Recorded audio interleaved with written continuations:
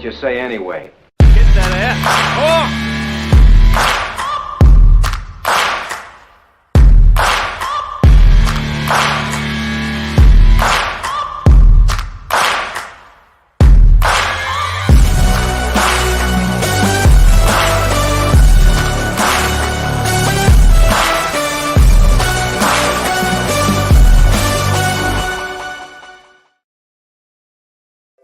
Yeah! Ooh, yeah. Guess who's back in the mother fruit bag and whatnot? Hey, mans. Oh, brother. Let me tell you something, brother. There's a new wrestler guy, LA Knight. And he says, yeah. And I'm kind of into it. I haven't really, been enamored with a particular personality lately in the wrestling scene. But this LA Knight, he says, yeah, in this way that I really appreciate. It's kind of like, in a way, like, yeah, g'day, mate. Like that. Yeah, g'day, mate. Only he uses it to end silly points like, I'm going to see you at SummerSlam and I'm going to whoop your ass. Yeah! And I'm just kind of into it. So, I'm going to try and do some drawing tonight. Yeah, g'day, mate. All right, mine wouldn't work in a arena, I guess. But, I don't know, 70,000 people in attendance to watch me whoop some ass tonight. Yeah, g'day, mate. Yeah, no, I don't think it would work. But anyway, we'll give it a red hot crack. Hey, so we're in the last something hours of the Ring Around the Rosie Battery Hen Kickstarter. So, as I offered on Friday night during Drink and Draw, if you were so inclined to back the Kickstarter tonight while I'm on the air, I will throw in a free copy of Vamoose number 3. So if you were to grab any print, any physical, what do you call it? Any comic, whether it be Ring Around the Rosie or Battery Hen by Ryan Vella, I will throw in Vamoose per frisbees for free. So how do you get there? Well, that's at rosie.comex.studio. So forgive me if I plug that a few times as we go. One of my famous phrases that I've said to me wife a time or two. Yeah. All right. So I'm trying out a new mic tonight. So I assume you guys can hear me because I imagine people would have written that they couldn't. Yeah. So, all right.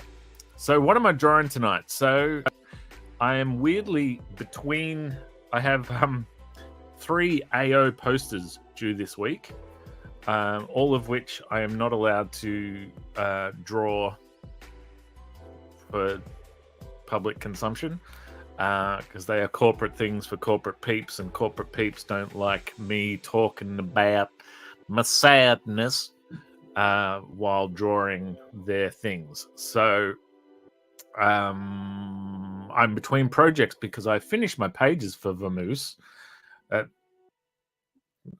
Duncan Pranavicius has just joined us. Easy on the years there, LA Knight. Yeah, that's what I was talking about. I was talking about LA Knight and how, let me talk to you, how I'm become enamored with this, not since probably CM Punk, 10 years ago have I been this sort of clicking on little clips to just hear a dude talk because it's so entertaining.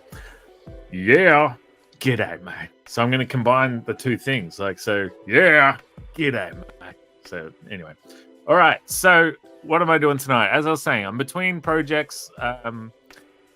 So what would be on my personal drawing agenda, I believe next up is Sluggish, but I need to write that. I have synopsises and loose guidelines, blah, blah, blah. The point being, so we're doing something a little random.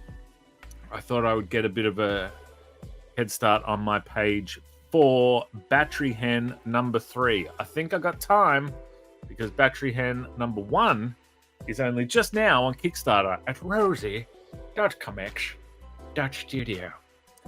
So I have this mess of a page here. I'm not in love with it. It's a bit of a daunting thing because this book will be filled with some freaking talented people. And while it's not a competition, obviously, because I dare not, it's not something I could win, but I feel like it is something I could lose. I could easily have the weakest page, so I don't want to have that. So anyway, so the premise of this book is that Ryan Vella created something like 32 villains and handed them out to people, and they would draw that villain being beaten up by Battery Hen in a single page. So I chose this guy. What's his name? Let me find his name. I don't have his name. I think it's called the no. It's called the Ringer? The Flinger? I can't click things. I'll end up shutting the whole thing down. But the gist is he's an opera singer type guy who has voice powers. He can basically, my understanding is that he can sort of and people get hurt. So we got a little bit of a setup here, mate. So what we're looking at here is now, I don't know if that's how the Archers of the Sydney Opera House go. I did that with zero reference. I don't want to toot my own whatnot, but that's a fairly convincing what we got there in six little fucking it's not for kids. Anyway, so we've got an opera house, we've got a little stage and a person standing there. Now, so this is our guy, and I was going to make him flat out straight evil, and then as I started drawing him and I hated everything that was coming out, I drew these age spots, liver spots, I think they're called. This thing here. Can you see my things? And then I did one up here and it looked like sweat. And I was like, I don't think this guy is evil. I think he's a sad sack. A plate of nachos? Nick, I had nachos for tea. I had too many of them. So that's weird that you say that. So I've not written this other than what I wish I had 10 pages because I want to delve into this guy's psyche. So this guy gets up on stage. He's nervous. He begins to sing and it blows everyone's skin off. Because remember, this is within the pages of Battery Hen, and Ryan Vella does not hold back. So I thought I would try to get a little bit gruesome on that ass. Gonna get a little bit gruesome on that ass. Hit me up in the comments if there's anything else I can do on that ass. And then the idea here was like a freaked out Battery Hen. She's at the theater watching. But the more I drew that face, I was like, what if this panel stretched right across here? Where are the things? Yeah, what if these skulls went right across and we made it a bigger deal and made more splats and whatever? So we're going to play around tonight. And then Battery Hen's, she's up in the VIP seats because it's her book, mate. Like, she's almost the most very important person. Easy, fella. Give you a skin job in a second.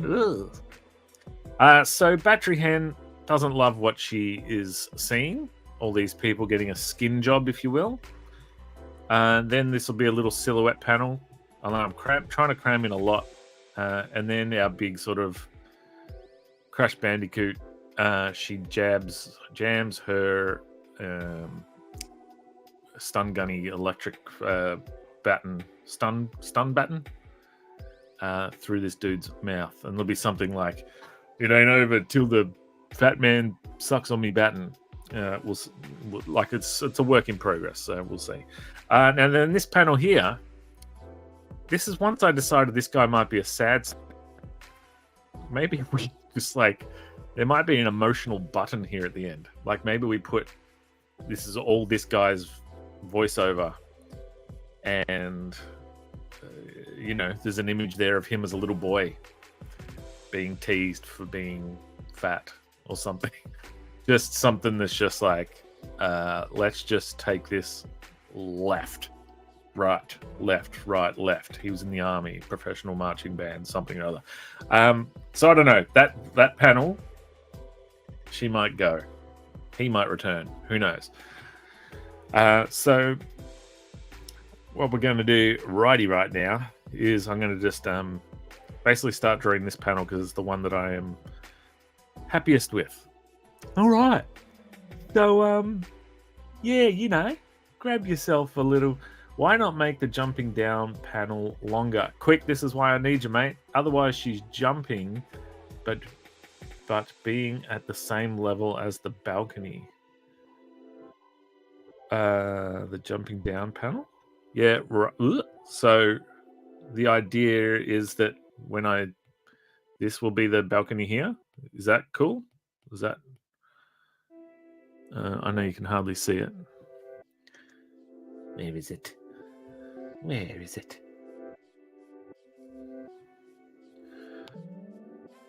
Because, yeah, it's one of those things, like, I dare not miss that step of her jumping, but, only got so much room. So I was going to do a silhouette of her jumping down. Just, hit me up quick. Is that what we're talking about? Why not make the jumping down panel longer? Oh, I see. I mean, my thinking, there was some thought processing of like coming across here and making it a weird size panel. But I thought about blood and guts and stuff coming up and these music notes everywhere. I don't know. There's also a chance I scrap the whole thing. So who knows, mate? So let's just get a little bit more of a something going here. Sorry, excuse me if I do some housekeeping.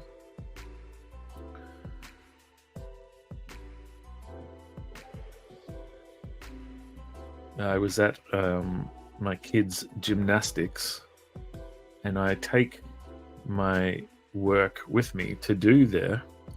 And I was sitting next to my daughter's best friend's mum. And she said, "Oh, you do work while you're sitting here?" And I was like, "Yeah."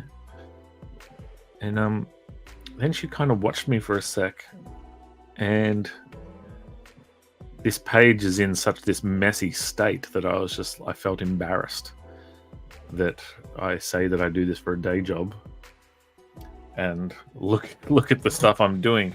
So I chickened out, closed it, and went and worked on a coloring job that is on the go. And then weirdly, and I thought, oh, that's pretty weird that I'm going to close it down because I dare not look like I don't know what I'm doing in front of her. So then I come on here to look like I don't know what I'm doing in front of several more people. So I got that going for me. But I am reminded of the words that Morgan Freeman's friend Morgan Quaid actually was just touting today when he was saying that progress is better than perfection, or something to those words. And like it or not, my life has progressed. Is far from perfect. Hey, dude. Hello, Facebook user. Fizz jumps up and down. Does he? That's good to hear. Yes, so I have lived in the progress, not perfection world. It's kind of where I hang out. I think forgive me if I've told the story before. Yo, hello, three Allah, three Allah. Good to have. You're on Twitch, huh? That's pretty sweet. If you just join me, this is, I like to just I hang out a little bit and I draw and then I talk about some of the things going on in my head. Sometimes they're silly things. Sometimes I do voices for no reason. Sometimes, sometimes we get a little bit D&M in this beast. Scroll up, you sexy man. All right. I'm scrolling up, Sis. Sis jumps up and down. All right. There's some arrow things. I think are you pointing to, oh no, Booyah. Booyah? Is that what you... Yeah, g'day, mate. Is this what we're talking about, Scrolly? All right, so let's get into story mode, shall we? Shall we talk some?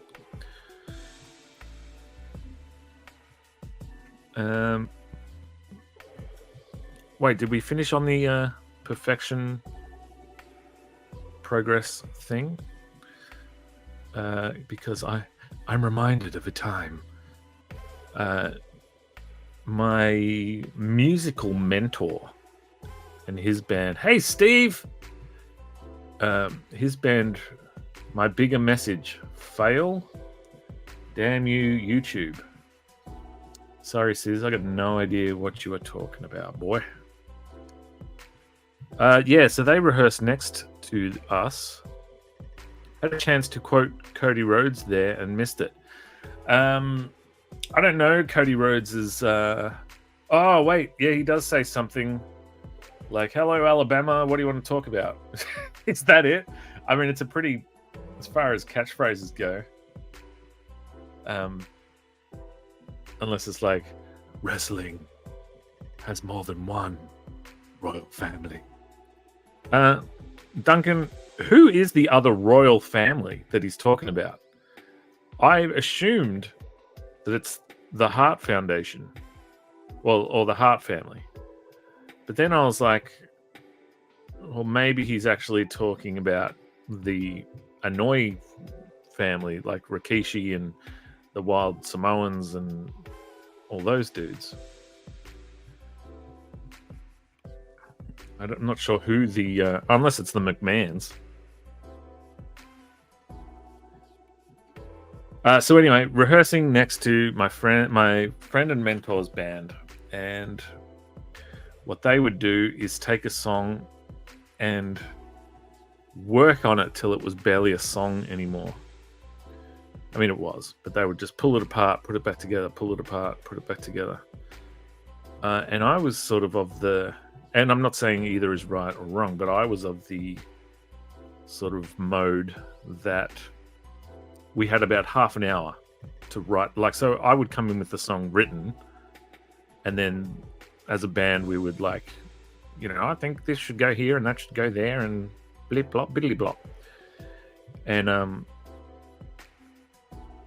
And within and because my band had some good players in it. Not talking about myself, talking about the other dudes. A song would come to life fairly quickly, and so I would sort of go, song's got about half an hour. Once that half an hour is up, that's what the song is, and there's no change in it. And that's kind of like how I approach. And I don't know if it's my band had a level of success.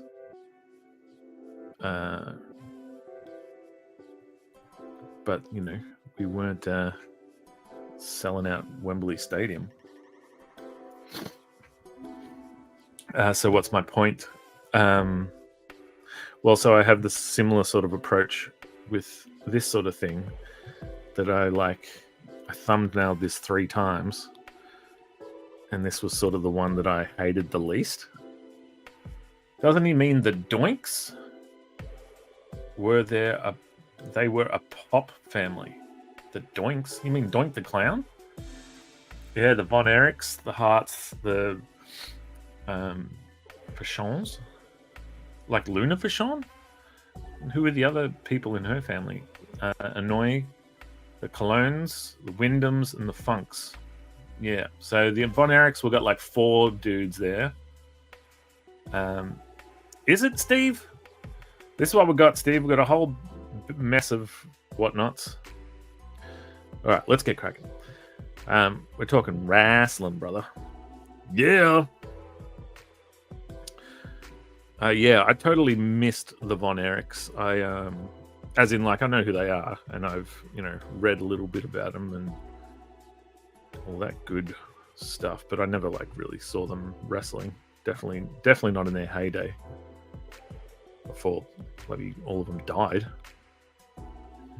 We want to read about some bad luck in the old death department. Read up on the Von Erichs. Holy moly. Break a foot, and then it's all downhill from there. Brother after brother. Dying like it ain't no thing. Mad Dog, Butcher, and Luna. Yeah, right.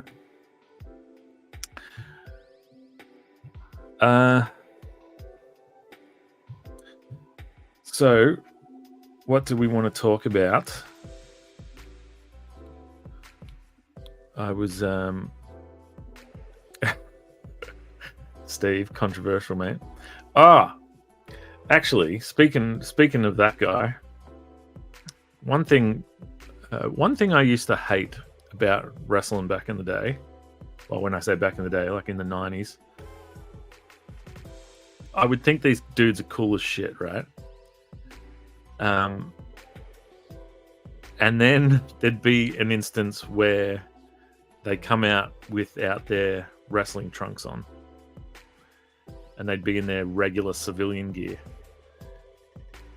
And gee, they look like old man douchebags. Like, Kevin Nash is the only one who, when came out in his regular gear, and even Hulk Hogan, his regular gear wasn't that dorky. But, like, if you remember when the Radicals rocked up to WWE and Chris Benoit, who was it? Perry Saturn, Eddie Guerrero, and Dean Malenko.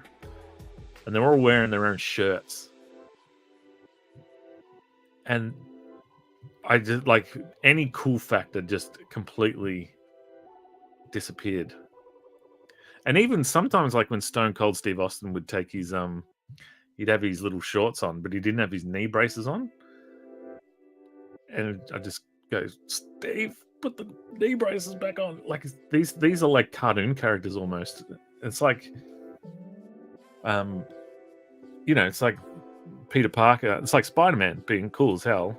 And then he's in his Peter Parker gear and you're like, nerd! And so, like, these dudes are badass. And then, not so badass.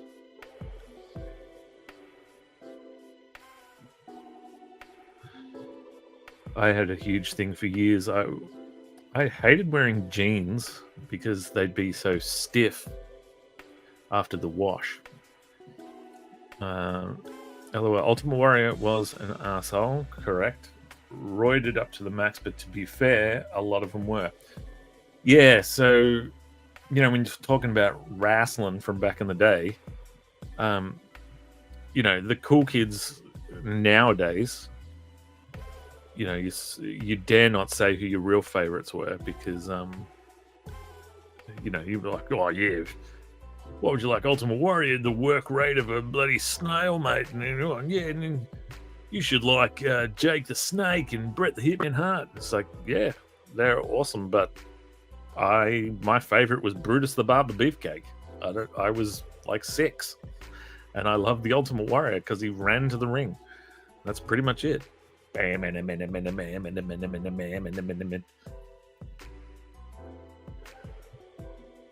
So, like, yeah, there's no point pretending revisionist history in this piece.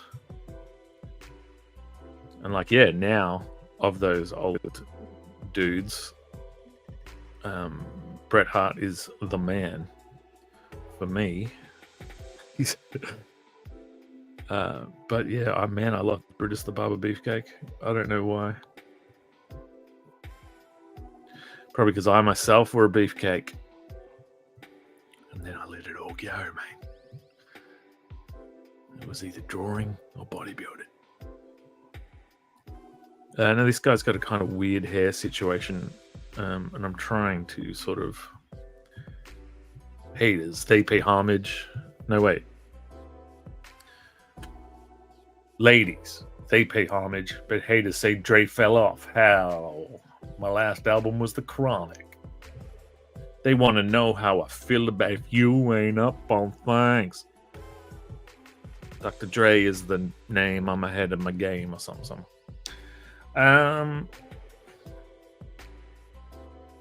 Yeah, maybe I shouldn't talk about wrestling. I mean, don't hide from your passions, mate.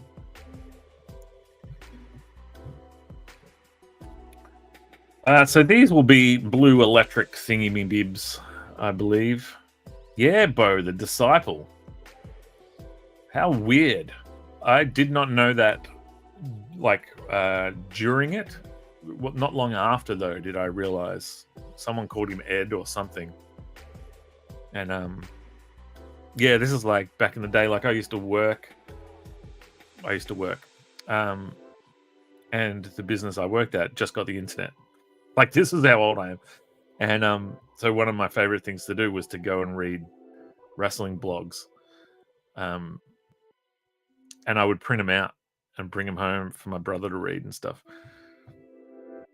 And yeah, and found out that the Disciple was Brutus the Barber Beefcake. I couldn't believe, like, how ripped he was. Like, I remember he was in a boating accident or something, so that stopped him wrestling. I mean, for the biggest doink bag Hulk Hogan was, he looked after his buddies. He's like, all right, you can't wrestle for Shizer anymore, Mr. Beefcake, but you can stand around and look cool. Now let me get you a job, brother. Ripped like Scott Steiner ripped. Not as large as Scott Steiner. I don't know, who would you compare him to? Do you know? I was going to say, do you know Sting? But Sting back in the day with a tan. If you were to take Sting and tan him, kind of like what I would imagine Cyclops would look like in real life. Like Cyclops is like, you know, in those Marvel, what are those things called? Those Marvel encyclopedia things, and they would describe people's fitness level, and it would say something like normal, I can't even remember now, high level normal male physique or something. That was the Disciple. So not, I guess not ripped in a wrestling sense compared to others, but he was compared to himself, he was ripped.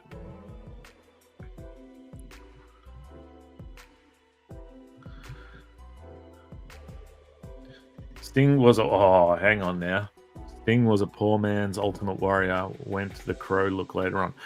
Yeah, all right. So if you're talking when it was Sting and the Dingo Warrior tag team sort of stuff, all right, I'll give you that perhaps. But the Stinger is one of my faves. But yes, I got on board when he was chilling out in the rafters. That's when I first met the Stinger.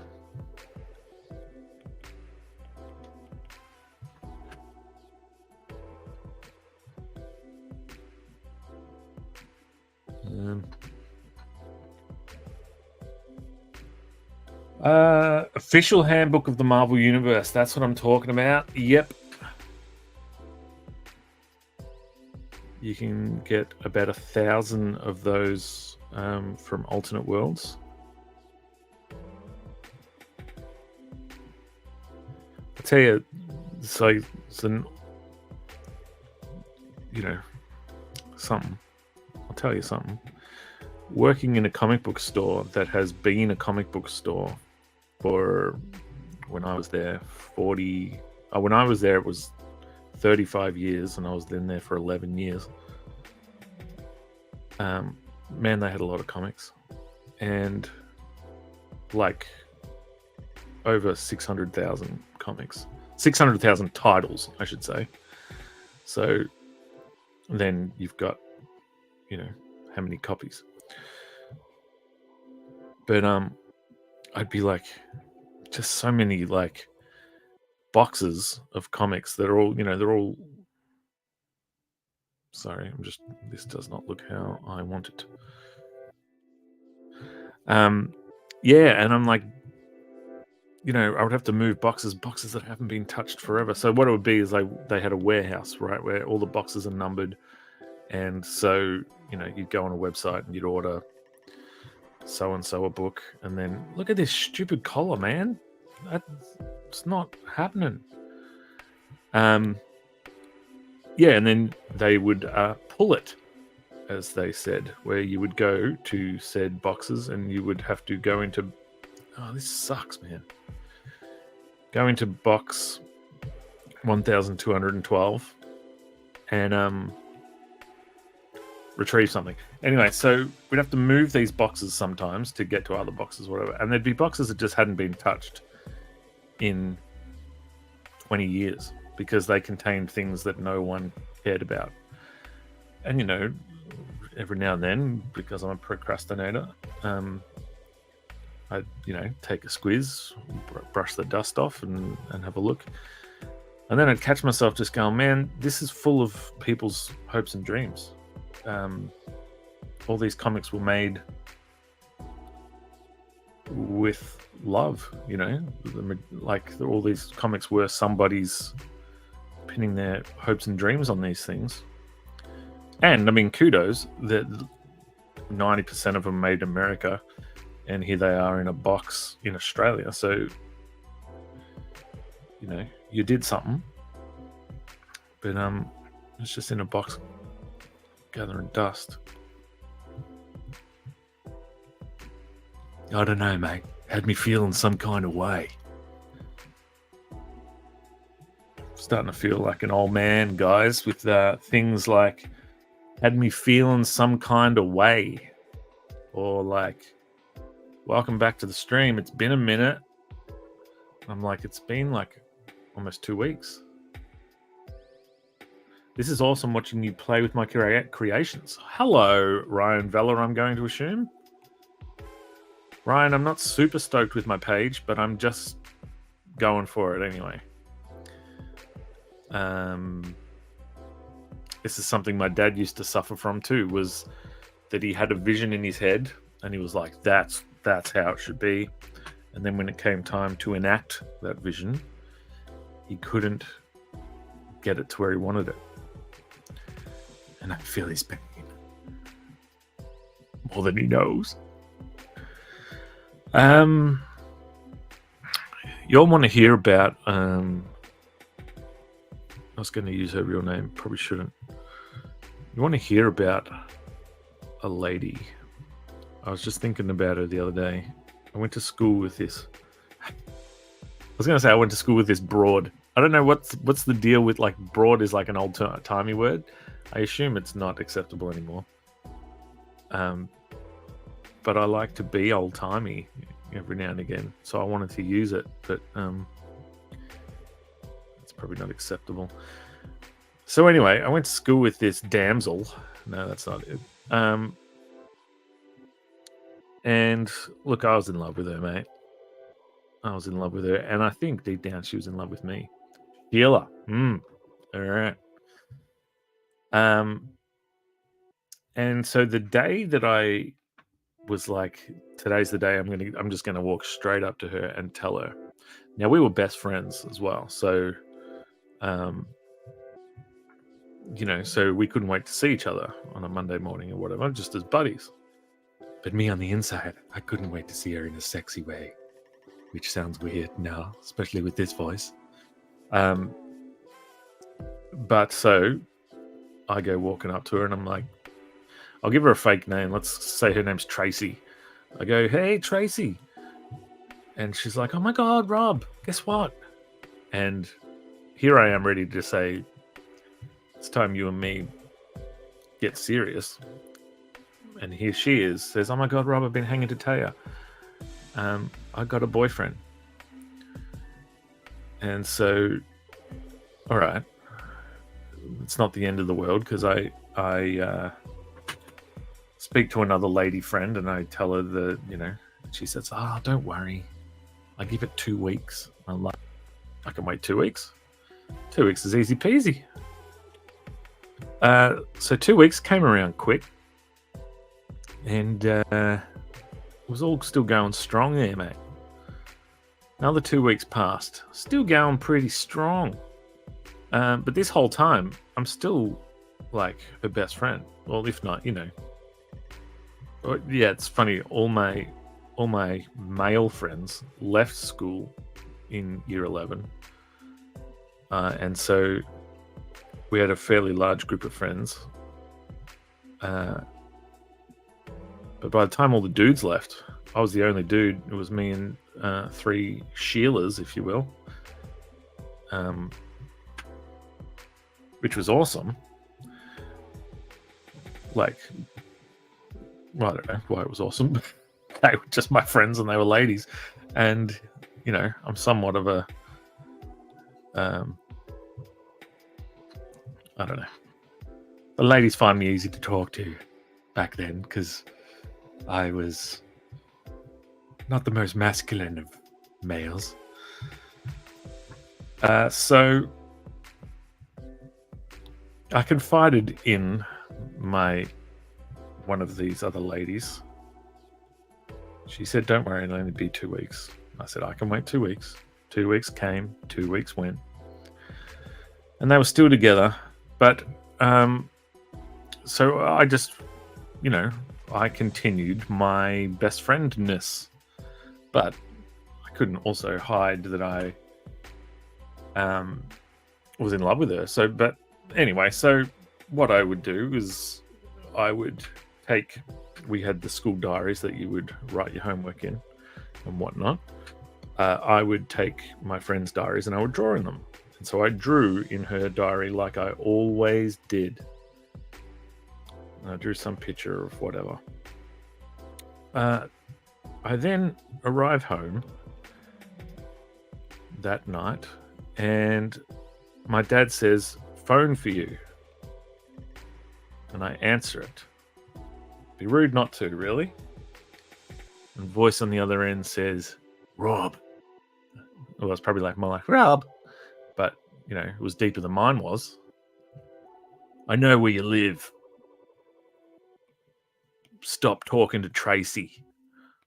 Me and 20 of my mates are coming around to your house on Friday. We're going to beat the living tar out of you, mate. I'm like, out of my mate? Which mate? Make it clear. Who do I have to protect? No, they were going to beat me up. So I may have mentioned previously, like about 10 seconds ago, that all my mates, my male mates, promo code Spedsy at male mates for best deliveries. All my mates, my male mates, had left the school. So when he's bringing 20 of his, what I can assume are male mates, round to beat me up, I only have 3 female mates, one of which is his girlfriend. So my reinforcements are somewhat lacking. Somewhat licking. No, inappropriate. So I... it was a new day. It was a new dawn. I had met a handful of what could be called new male mates. And so baptism of fire for these poor chaps. I was like, hey, I don't know what you're doing on Friday, but do you want to come over to my house? They were like, okay. because my regular male mates, at some point I'll stop saying male mates, but not yet. So my male mates were at work. They had jobs. So this is like after school at like 4 o'clock or whatever on a Friday. So I had these male almost mates come to my house. Now, you may recall from previous streams or drink and draws or whatever, I've spoken about a girlfriend that I had in year 12 that hit me with all the weapons of the Ninja Turtles at separate times. She collected weapons. She had a side baton, 2 side batons. She had a bow staff, a proper one, not just like a take mum's broomstick. And what Ninja Turtle am I forgetting? And a katana. Oh, and nunchucks. Obviously, that's all the turtles, right? So forgive me if I haven't told that story. If you'd hit me up if I haven't told that story, because then we can tell that too. But but I'm not. This lady with all the weapons is not my girlfriend yet, but she is my newer female friend. So little did I know I had this powerhouse weapon crazed lady coming with me to play reinforcements. But still, I had 3 male mates. You haven't told that story. Okay. 3 male mates and a weapon obsessed lady come to my house. And so they're like, oh, so what are we gonna do? And I'm just like, little do you know, you are here to fight on my behalf.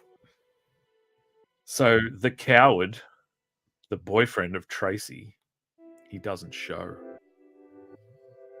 All that for nothing. But was it? Is that butt crack too much?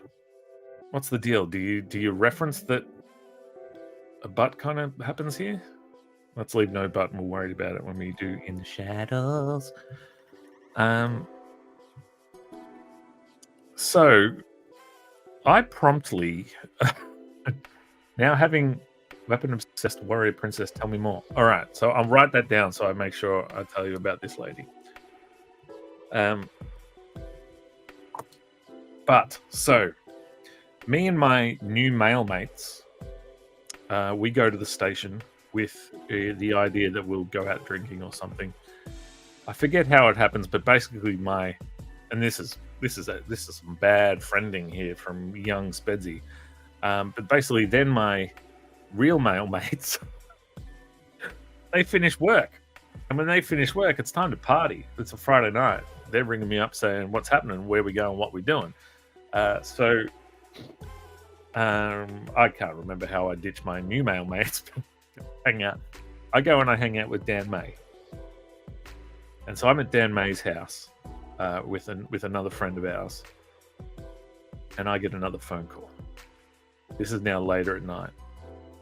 Now, this is like also in 1997.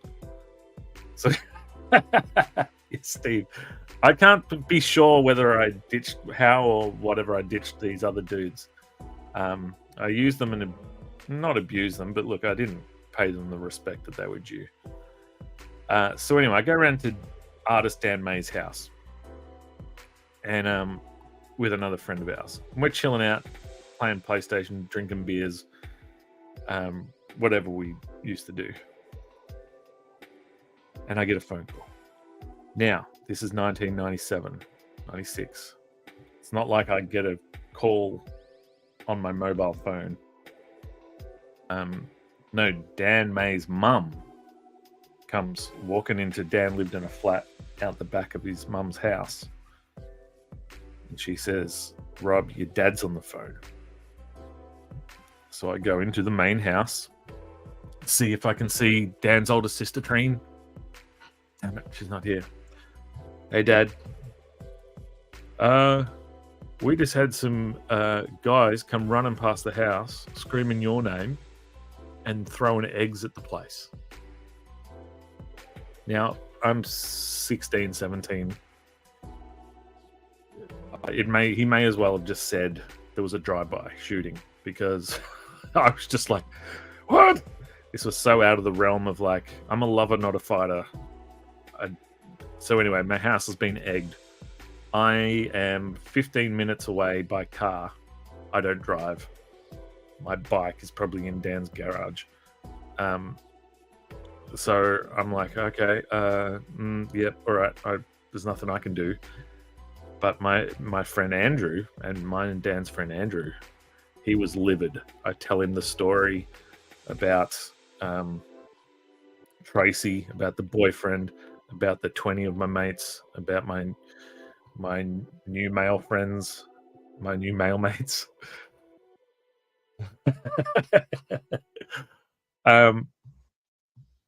So Andrew, did I say his name? Should I be saying his name? Probably not.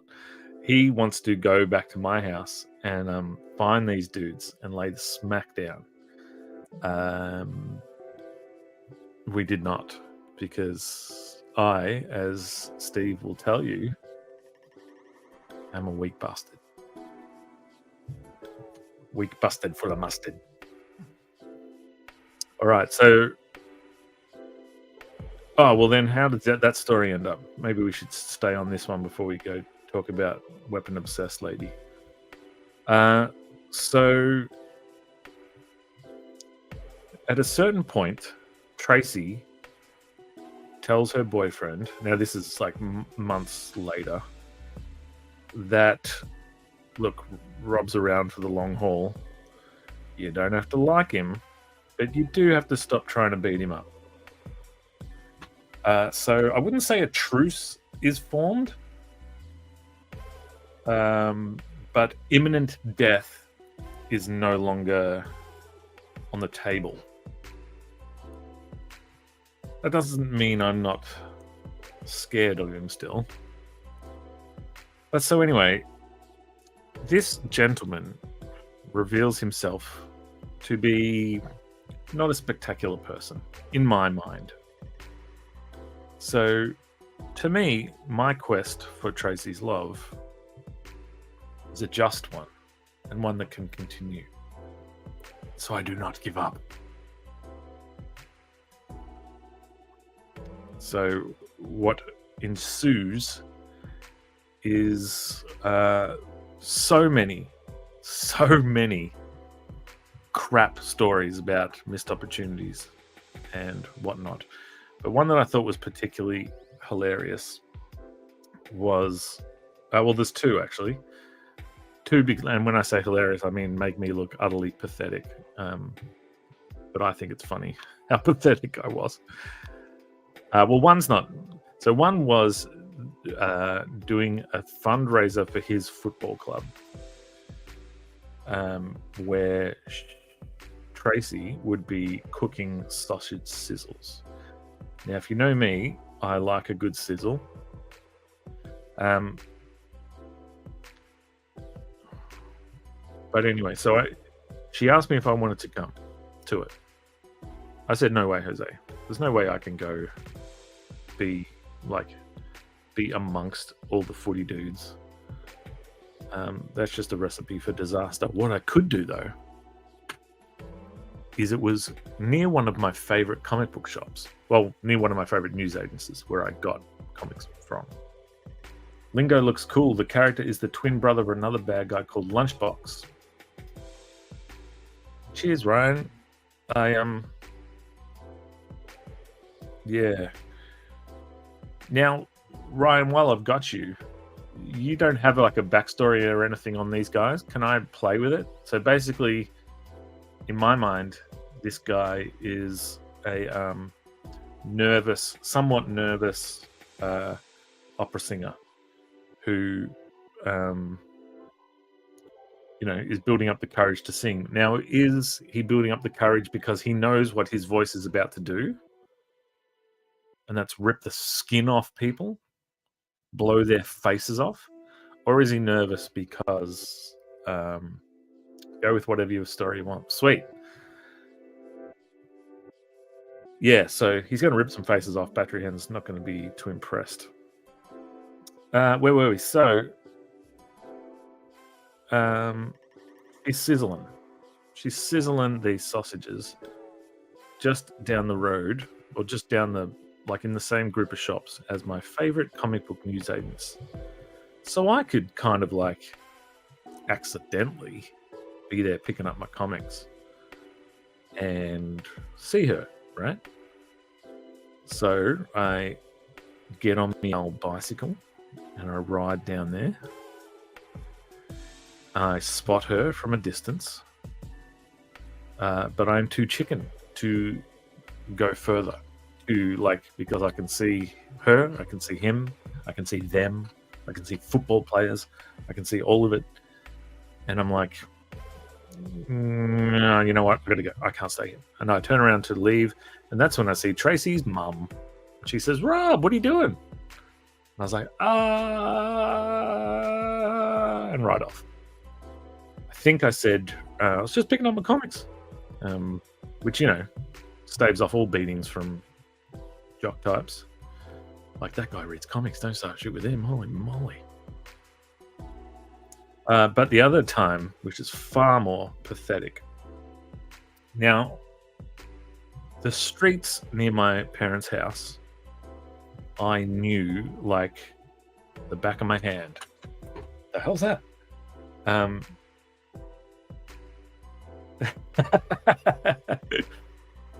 Steve, well, look, I'll tell you, mate, it does have a happy ending. Look, 2 kids are birthed from her. Not mine. She has a happy ending. Well, look, I do too, man. Because look, it's a different time, man. It was a time back then when, you know, there's lost loves and all that sort of stuff. No, Steve, it's not about being downers. It's about, I was going to say, it's about remembering these pathetic times of mine. I don't know why I like to dwell in these moments, but I do. So, yeah, so I know the streets like the back of my hand at near my folks' place. Now, this guy lives 2 streets from my house, my folks' house. So oftentimes we would end up catching the same bus. Now, on this particular time, now we'd get off at different stops, so I could kind of dodge him, but this time Tracy was going to his house. So she was going to be on the same bus. So that's an awkward... So we always walked to the station. So he didn't go to our school. I should have made that clear. The boyfriend goes to a separate school. So he's not on our bus or any of that sort of stuff. It's her and me time. And, you know, I use that to ply her with as much jokes and whatnot as I could. My flirting was telling her embarrassing stories about myself. Much like I'm flirting with you now, Steve. So we were going to be on the same bus. That was going to be awkward because, you know, I can dodge him because I don't care what he thinks. Can't really dodge her because I do care what she thinks. But I am saved by the fact that the bus is cancelled. So we catch the train to the station near our house and the bus is cancelled. Okay, so we're not actually going to be on the bus together. That's cool. So I do what I do and I start walking home. They start walking home. And then I realize, you know what? I know these streets like the back of my hand. And I know which way they're going. And I want to be seen. I want this guy to know I exist. I want to be always, every time he turns a corner, I'm going to be there. I'm going to be 100 meters in the future. And he's going to look ahead and go, damn it. No matter what I do, I can't escape this guy because I know these streets like the back of my goddamn hand. I just growled myself into a cough. Almost. So, the plan was afoot. It was also my other foot. I would use both of them to walk. And as I say, when they rounded a corner, I'd already be on that street, mate. I'd be 100 feet in the future. And my plan was working. They went the predictable route. I put a little bit of a skip in my step. And they rounded the corner, and there I was. 100 feet in the future. I could not be escaped. Now, as predicted, they went a certain route. I went another. Because, what did I know these streets like? The back of, what was it again? The back of my hand. So, if I was to intersect them, if I was to be 100 feet in the future, once more, I had to put a bit of a skip in my step. Now, perhaps I didn't put enough skip in my step, or perhaps the distance was not as far as I thought. But when they rounded that next corner, mate, I was there. 1 foot in the future. I wasn't 100 feet away like planned. They rounded the corner and I was right there. We could have ran into each other. It would have been less awkward if we just like hugged. We were that close. So I feigned some sort of like, oh, look at my shoe, and allowed them to go first. I'm now walking behind them. 1 foot in the like right behind them. My plan to always be in his thoughts but not in his presence had backfired. I was well and truly in his presence. It may as well have been Christmas.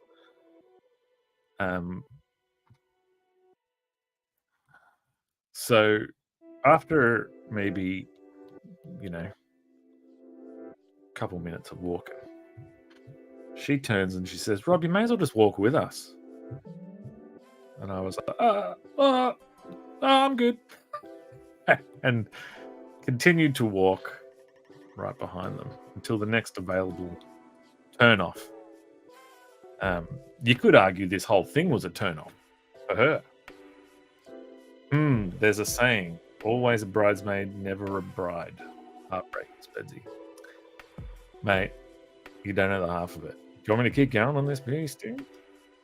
All right. This is the Gen X version of the boomer dads reminiscing on past footy glory. Could have been playing pro if it wasn't for me dicky knee and your fucking kids. Yeah, mate. I don't know why I like to dwell, Duncan, but I do. But see, I think they make for funny stories. And if you're not laughing, you're crying, mate. That's what I always say. Through a face full of tears.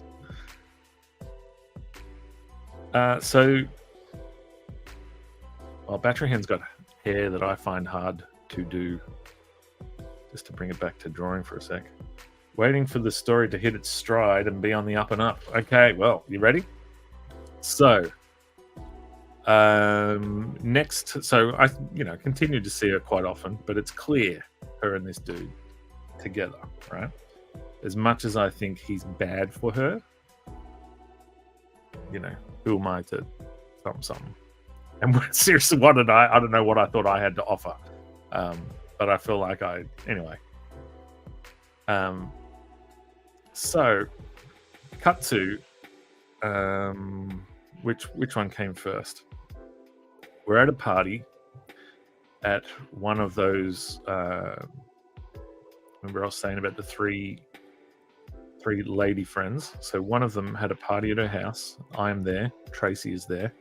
Now, this boyfriend, now I'm not the manliest of men, as we've made very clear, but I did kind of hang out with a couple of manly men. So, dudes who while not footy players, and while super gentle souls, if, you know, they wouldn't hurt a fly unless that fly came after me, then they'd rip the wings off that fly and make it drink their pee. So, you know, I had a couple of dudes that would, anyway, so boyfriend wouldn't come to parties with our sort of gang. He knew he wasn't really welcomed. And Tracy was totally cool with him not being there. Now, on one particular instance of him not being there, me and Tracy are sitting on a couch, and she reaches over and she holds my hand.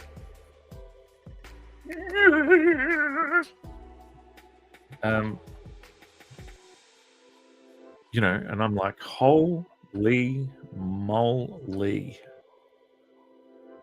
And then, you know, we do that awkward, maybe it's not a regular thing for everybody else, but where you hold hands until they get really sweaty because you don't want to stop and you don't know how to stop and you don't know how to move it to the next level and whatever.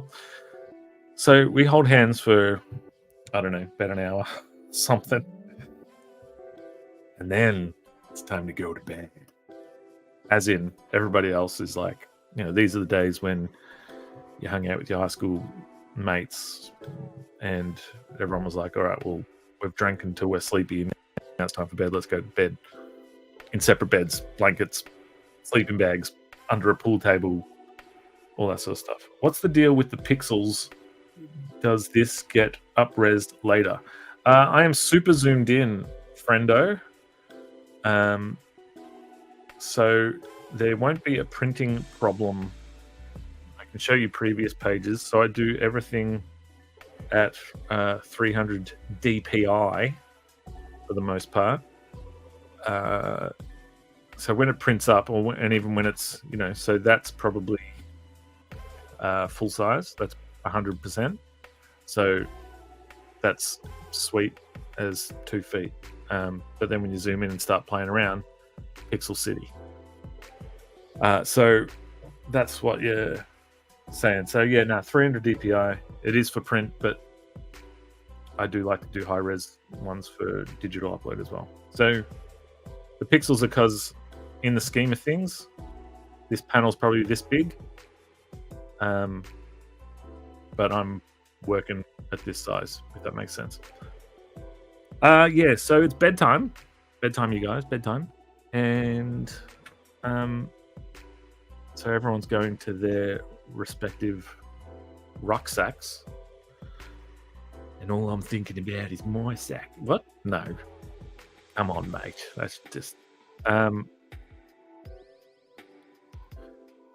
So now, being that this party is at a lady's house, a friendo lady, and this other lady is also a lady whose house it was had said that Tracy could sleep in her mother's bedroom. Hello. So all the dudes were like on couches, on the pool table, under the kitchen table, come see, come sa. But the ladies got to be where the ladies got to be. So it's time for bed, and we're still holding hands, and people be getting their rucksacks. Now, I'm a gentleman, right? I'm somewhat of a gentleman. And so, you know, she sort of stands up, I stand up, we're still holding hands. And I say, where am I going? And she goes, you can go wherever you want. Now, that should be enough. You can go wherever you want. That's her awkwardness, that's my awkwardness. That is a clear go where you want. Go, you can do whatever you choose to do, you do that. So any option that's on the table, any option that's presented, go for it. But I'm still like, could she mean, though? So I say, "Well, what do you want me to do?" And she says, "I don't mind. You go where you want." And mind you, now the rest of the house is almost dead silent. um, well, Dunk, I did say that at least 2 kids are spawned from this lady, so we will wait and see. Um, so you can go wherever you want, and and I'm standing there in the kitchen saying, "Yeah, but do you want me to come with you? COME with you?" And she said, "I don't mind." This goes on for about 20 minutes. No, I don't know how long it goes. It felt like 20 minutes in my heart. Um,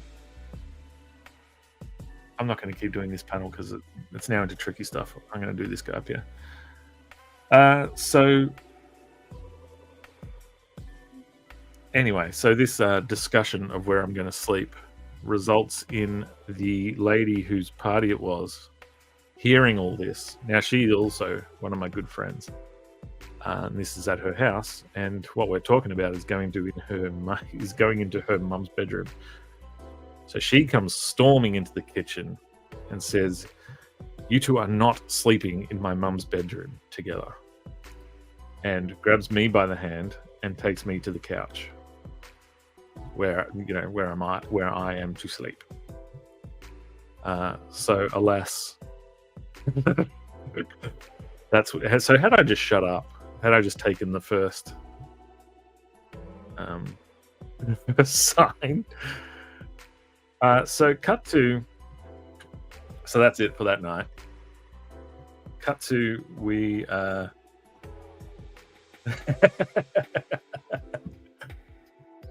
not going to read out some of these comments, but if you're playing along at home, you can check the comments and get a chuckle if you wish. This guy's kind of meant to look a little bit sad and unknowing. That's meant to look like a double chin, and I feel like it looked like it in the pencils, but it's not cutting it when it comes ink time. Let's make it less something.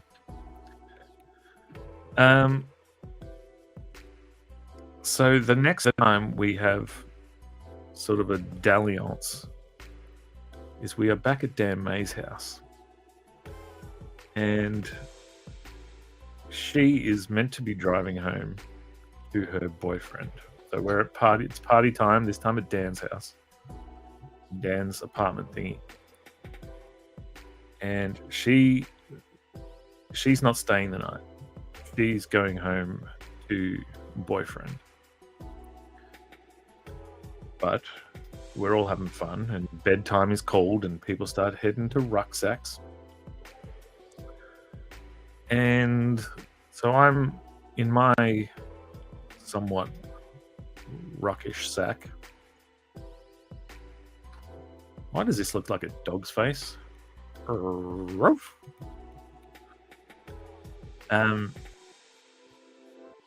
You're making me Artworks official. You got me all up in my head about these pixels. I wear glasses and I zoom in a lot.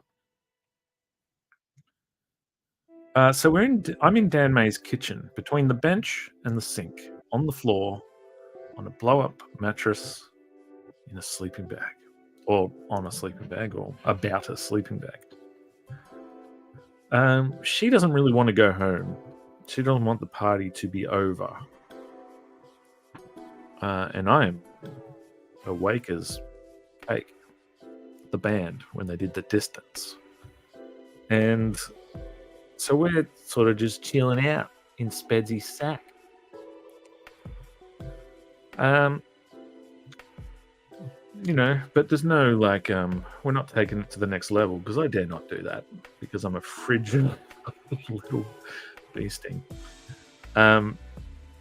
So after some, mild frolicking of the non-sexual kind, she remarks, "These lines are too thick." That's what just out of nowhere, she's like, "These lines are too thick."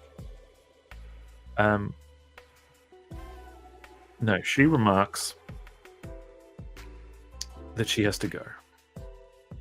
Now, those who know me know I don't get out of bed for less than 2 hots and a cot.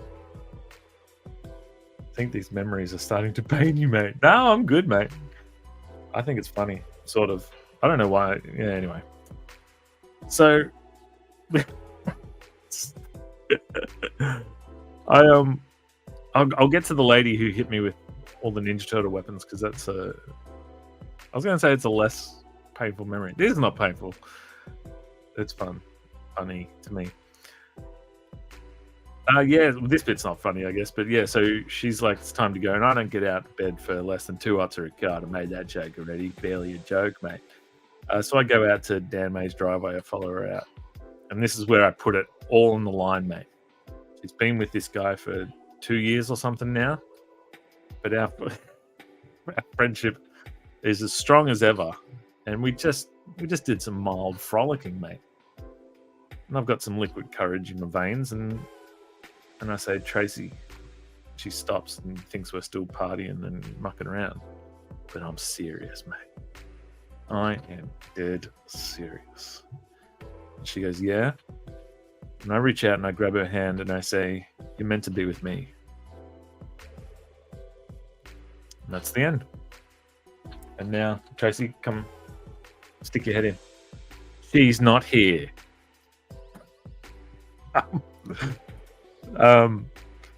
And she says, "Rob, I can't." And I say, "You can't?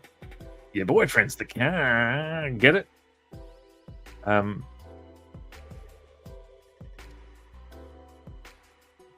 So, fuck. Concentrate. I've got to also try and do what I'm here for, which is draw. Yeah, so that was it. I put it on the line. She said she can't. So to me, that's it. What, like, I can't even muck around now. For me, I'm like, so all my flirting comes to a halt. And that was pretty much that until like a couple of years later, we were on a camping trip together, and she had nowhere to sleep. She had come to the camping trip with the idea that she would leave, but then she wasn't going, so she was going to stay.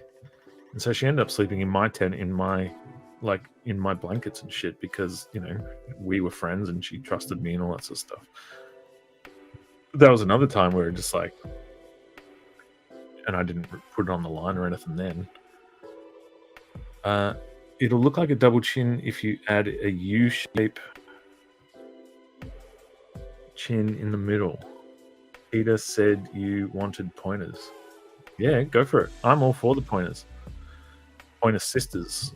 All right, so we'll give it a little Peter Griffin. I thought that's the Peter you meant for a sec. Is that too much? We'll just go one of those.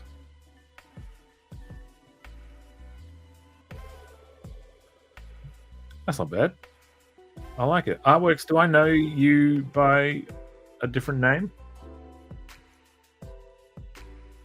Are you like going to reveal yourself as Tracy's boyfriend?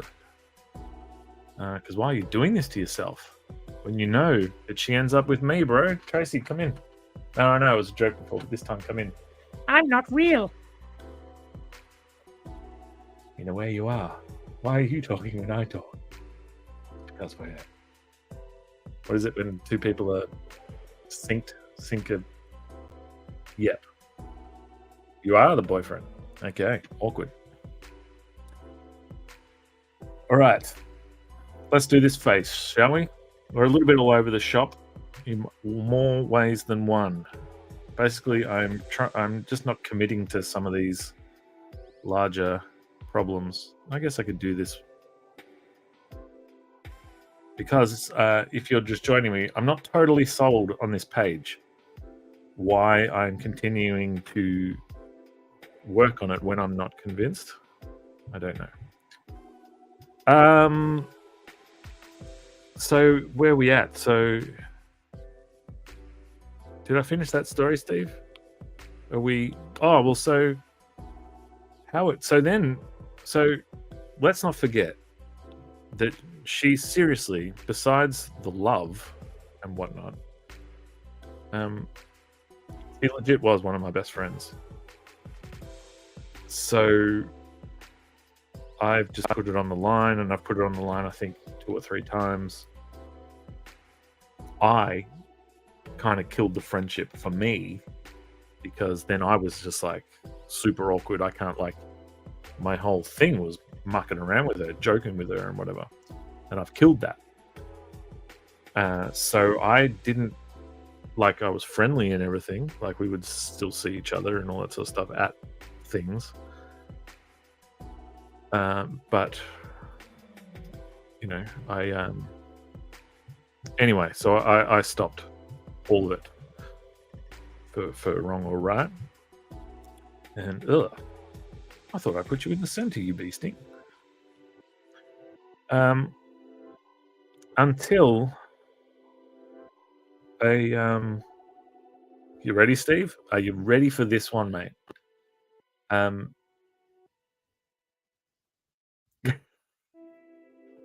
It needed to be killed, mate. The torture was too much. Yeah, so we later on, years later, a mutual friend of ours passed away. And funnily enough, as sometimes life works out, the funeral was fun. I know that sounds weird, and like the wake was fun, and that, you know, it was a celebration, and it was like so many old friendships, and all that sort of stuff, and just hanging out like we used to, all these people and stuff. And Tracy was there, because Tracy and this lady that passed away were good friends and everything, as was I. And I thought, you know, everyone's here, everyone's in love with each other, and talking about the good old days and all this sort of shit. And so I told her that I'd been awkward all these years because, you know, I had put it on the line and wasn't reciprocated and all that sort of stuff, and, you know, and I wish we were still friends and all that sort of stuff. And cut to spending the rest of that evening talking and laughing just like the old days.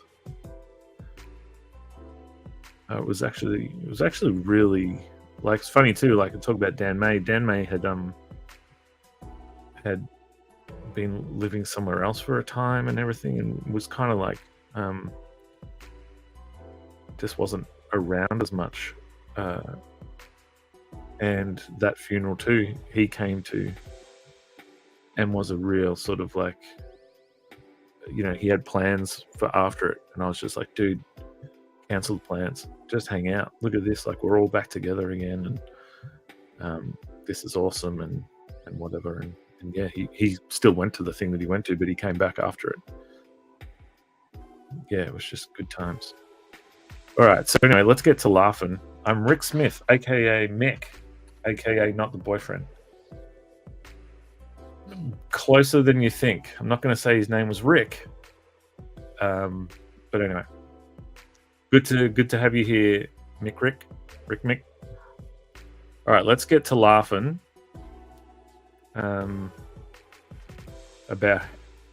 Let's get to laughing about how I was brutally attacked with multiple Ninja Turtle weapons. I don't know if attacked was the right word, because there was laughing, mainly from her.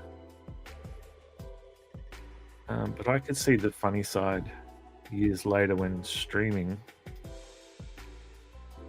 Yeah, Weapons Girl. All right, sorry, Steve. So the year is 1982.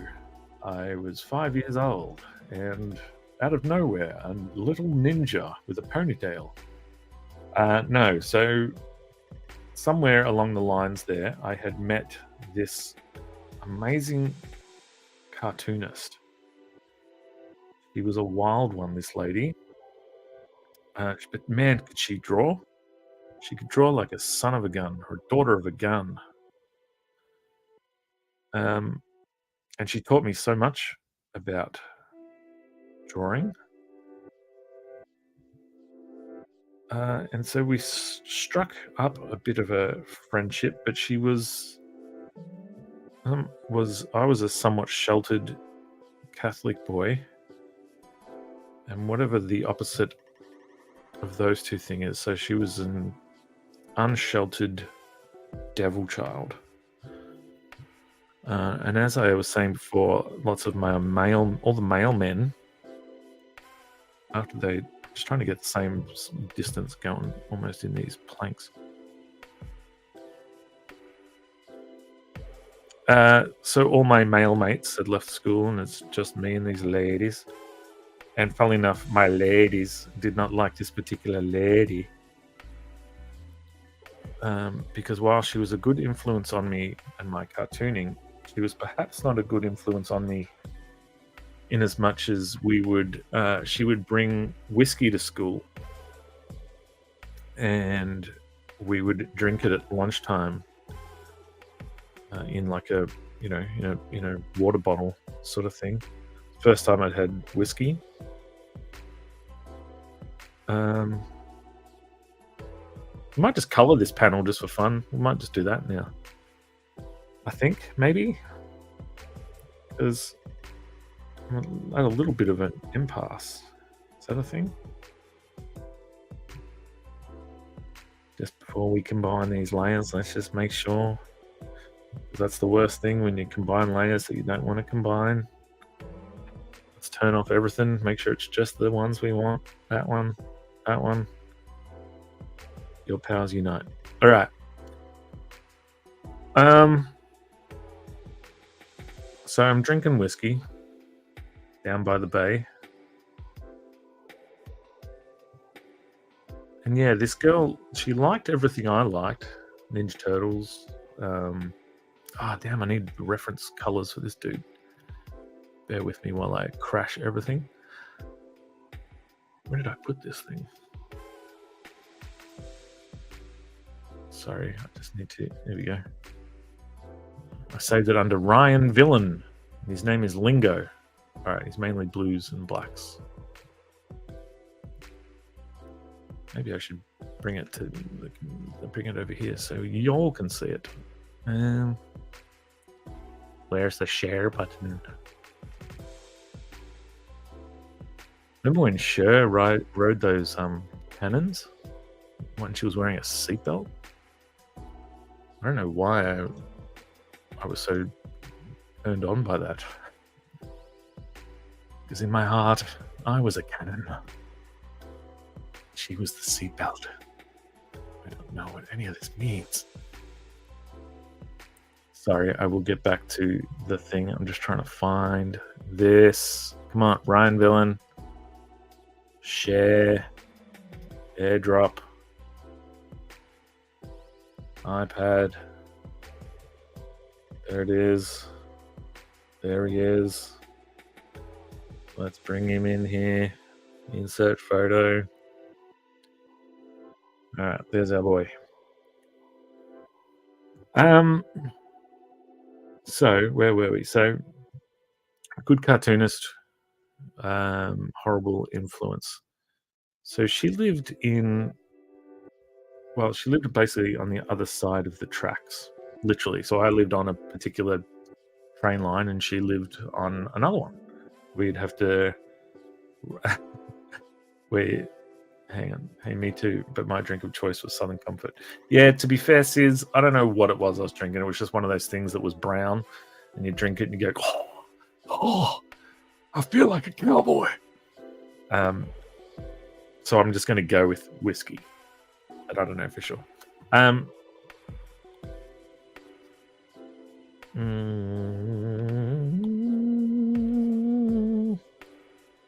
that looks good.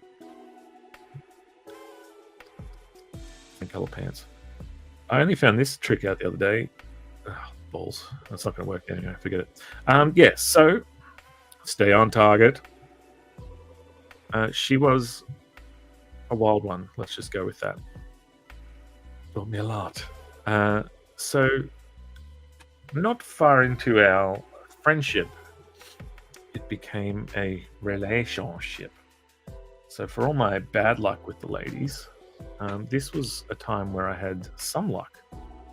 This was a lady who was, I believe, into the cut of my jib, and I was down to give her all the jib she wanted. You want some of this jib? Come get this jib, baby. So we started. Is it called dating? Is that what we did? Do you call it dating when you're in high school? We're hanging out, being cool, and she showed me some cool stuff. As time went on, she showed me what day drinking was like, and then the first time I went to her house, so her house was a good hour away or something from, more than that, maybe an hour and a half away from where I lived. I got a bit of more of a gut than this guy going, but what am I doing, son of a beasting? Stay on target.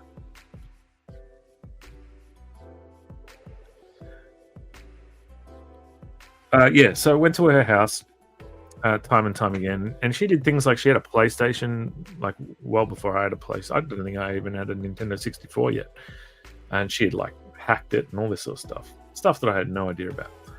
And she also had weapons. Now, the first time she, the first one she showed me was a bow staff. And she jokingly ran at me with it, and I was like, ha ha ha, ha. And then she thwacked it right across my chest here, and I was like, oh shit, this girl ain't playing. Yeah, and then like another time she threw a bar of soap at the back of my head. This was all part of fun times. One time we were sitting at a bus stop before school, and she pulled a side baton out of her bag, and I was like, "Holy shit! Can I touch it?" And she was like, "Yeah," but before that, she whacked it atop my kneecap, which I squealed because it hurt like a son of a bee.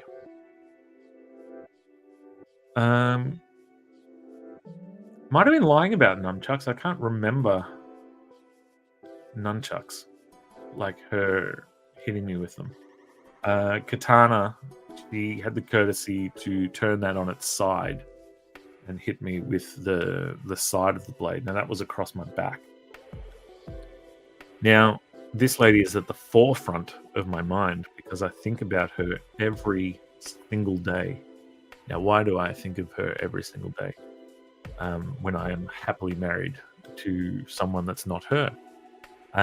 Well, that's because at one point she was at my house during a family function. Mum had said, "Bring your girlfriend." And I was like, "Mum, I don't know if you want that. This is a very Catholic household, and I might be going out with the devil herself." But I brought her over, introduced her to Mama. She, at the time, I shared a bedroom with my little brother, and I was going to blame this on my little brother, but I'll say it. I still liked playing with GI Joes. I still liked playing with Ninja Turtles. I liked playing it with my little brother, so maybe like he kept me young. But so between my younger brother and myself, there were toys about. She picked up a suction cap gun. Now, her penchant for, abusing me for lack of, no, that's way too harsh a word, but anyway, let's just say that. She held it up to she loaded it and she held it up to my face, pointed it at me.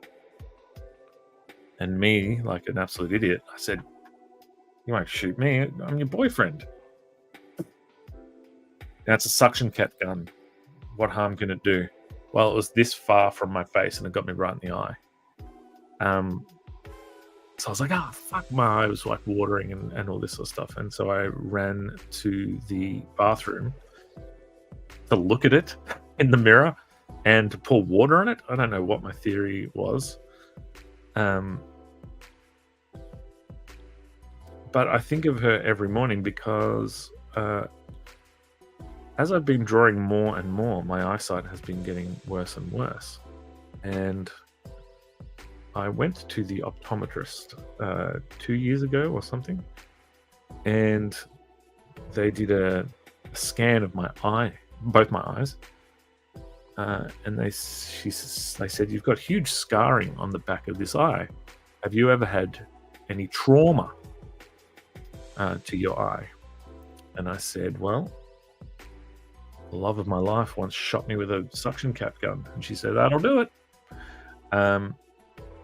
And then I realized for how long, as an adult, I've been like, when I get up in the middle of the night to have an old man pee, you know, one eye's just like, all right, let's go to work. And the other eye's just like, light's too bright. I don't want to be awake.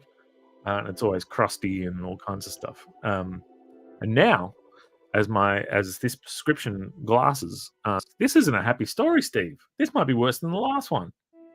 This one was meant to be funny because I'm having constant headaches with this eye because I think I need new glasses now because these ones aren't good enough. This lens has zero. It's just a piece of glass. It's doing nothing. But this eye is all kinds of messed up. So I think of her every day because she shot me in my fucking eye, mate. We almost made love under a train.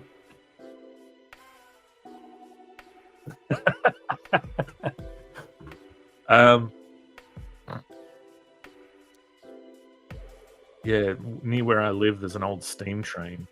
What do they have at the back of a? This like an opera singer's about to sing, right? So what would be behind him? This? Just a nothing background? Let's put some shadows on and see if we can't save this dingling. Getting into Spedsy Springer territory now. Started off well. I'm thinking Stockholm Syndrome. Yeah.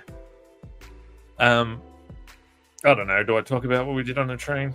All right. Let's What else can I tell you? Do you want to hear about the time I almost died?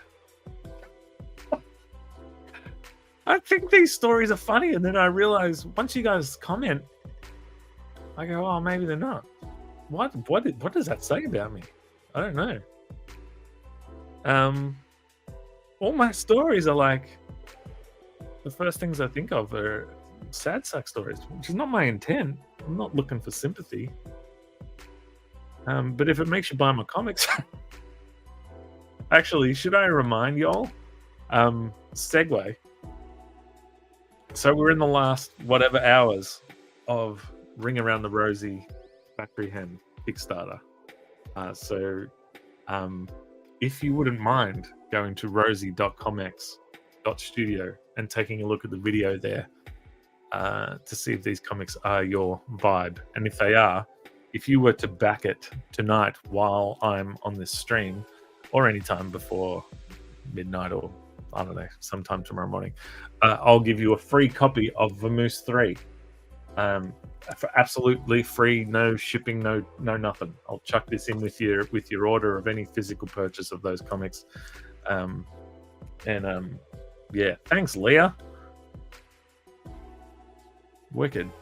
I'm just going to click it and see if any of you good fellas and good ladies, any of my male mates and my female mates have clicked on it by chance.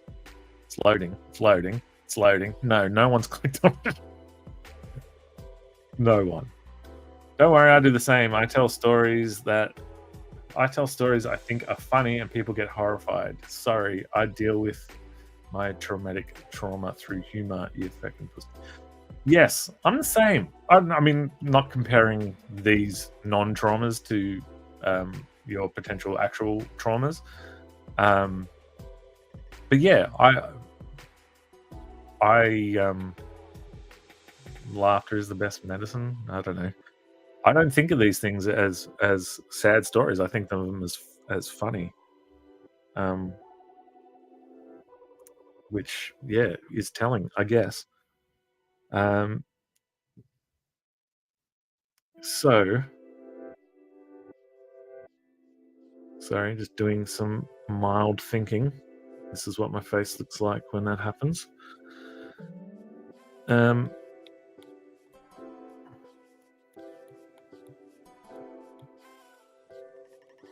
what are we doing here? So, in case you didn't know, there's a continue filling button that you can press. And man, it makes life easier for doing this sort of thing where you want to fill in everything. So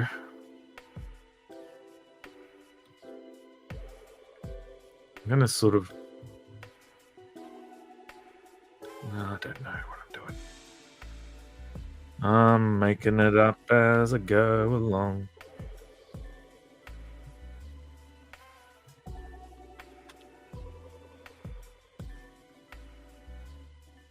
Me too. I feel better about my high school experiences. Love the continue filling. Yeah, I only found out about it just recently. It's pretty sweet.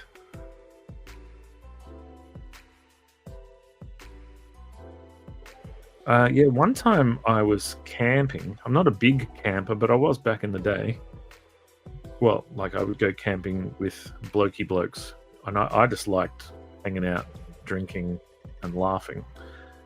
And if the dudes that I liked hanging out, drinking, and laughing with were going camping, then I guess that's where I was hanging out, laughing, and drinking this weekend. And so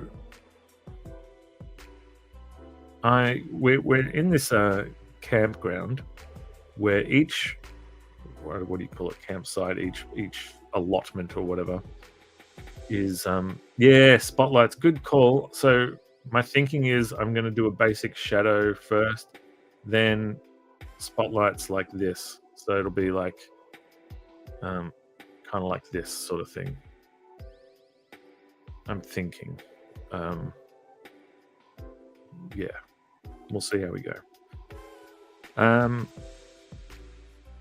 Yeah, so each allotment at this campsite was broken up by these logs. So you know the you drive in and it's basically you're allotted a square, and that square has 4 sides. One has no log, the other 3 have logs, and that's your designated camp spot. And so what we would do is we would walk to, you know, as night went on and as we got drunker and all this sort of stuff, we would walk to the edge of these logs, and we were the only, there wasn't like there was a family right next to us, there was no one else there, and we would pee.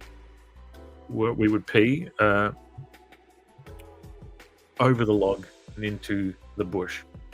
Big circle of light behind him with his shadow.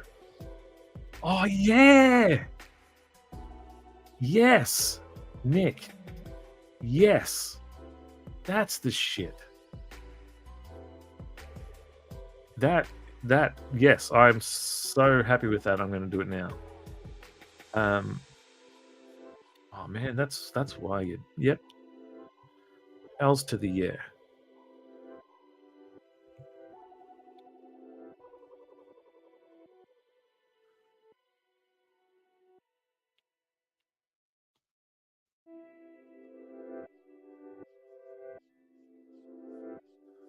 Oh, anyway. Sorry, I'm too engaged now. So we would pee off the side. I'm going to fix up that side. Oh, balls. Obviously, this circle shouldn't be on the curtain. We will fix that. We would pee together as one. We would go to the edge of the campsite and we would pee out into the shrubbery, which made it particularly hilarious when a one of our comrades was drunk and he thought he would pretend he was Rambo and sneak up on all of us by doing that army thing through the bush. Now, little did he know he was walking or crawling through everybody's pee. Good times were had by thee, by all. Let's see if we can cheat with this, huh? Can we cheat? Can we take you, do this, do that? Hello, taste. Put you there. Drink. And put... Is this gonna work? Blue. Oh, wait, is that the right blue? Blue. Clipping. Why is it different? Multiply. Ah, no, we don't want you to multiply. Let's put another thing there. Let's merge you. Nope, that's not what we want. Unclip. Oh, wait. Sorry, thinking out loud here. All right, there we go. Then multiply that. Wait, why are you different? What's the deal with you? 47. All right, we can save it. 47. We'll merge these layers and then this should be saved, right? Right? We all reckon that'll work? Yep. What do you think, mates? Do we have something here or what? Can't you make just one big dot with a bigger brush? Yes. This is why you don't do these things in front of people.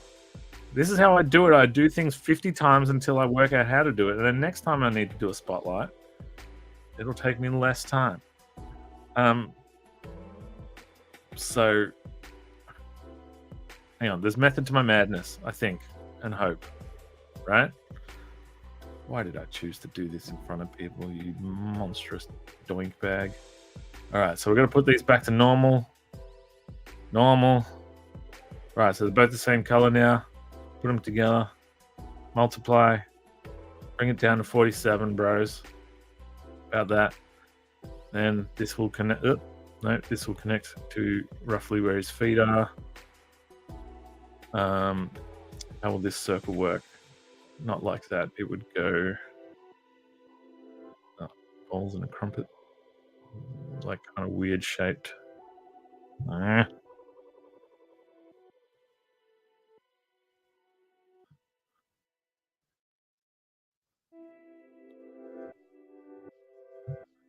Okay, kind of something like that, sort of, maybe. Now, obviously, the circle will be different on him as well. Like he's kind of missed his mark, would be, or the rude on it too. Remember when we used to just draw and tell funny stories? What happened?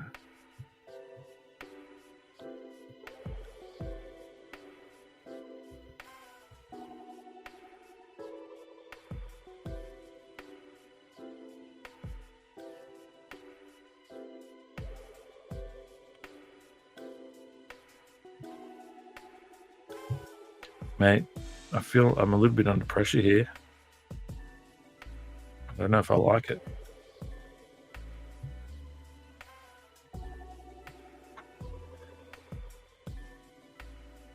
It'd drive me insane. I'm using my wife's email. Oh, is that you, Ryan? That sounded weird. Is that you, Ryan? That's what I've had to say when, come home and you see a wet patch on the floor and your dog looks a bit suspect. Is that you, Ryan?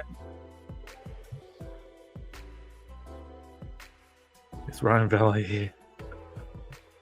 Well, I guess I feel a little less pressured than Ryan, you as a traditional folk. Maybe you just see this as nonsense all round.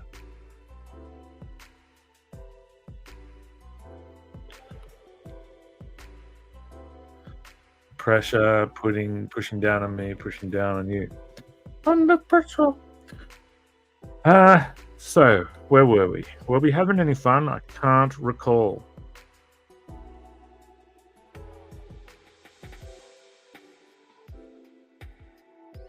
Bing, bong, bing.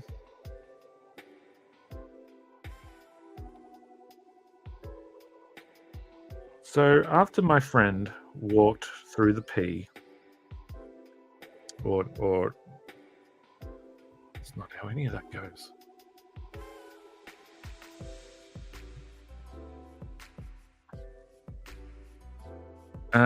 I myself went to have another pee, and doing better than me, whatever program this is.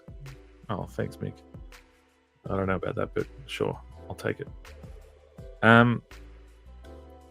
So I went to have a pee, and I'm standing just off the log, peeing into the wilderness, when one of my mates makes a joke. So I turn around and in the process take several steps to the left. I turn around, noodle adjacent, noodle in my hand, to rebut said joke. When I hear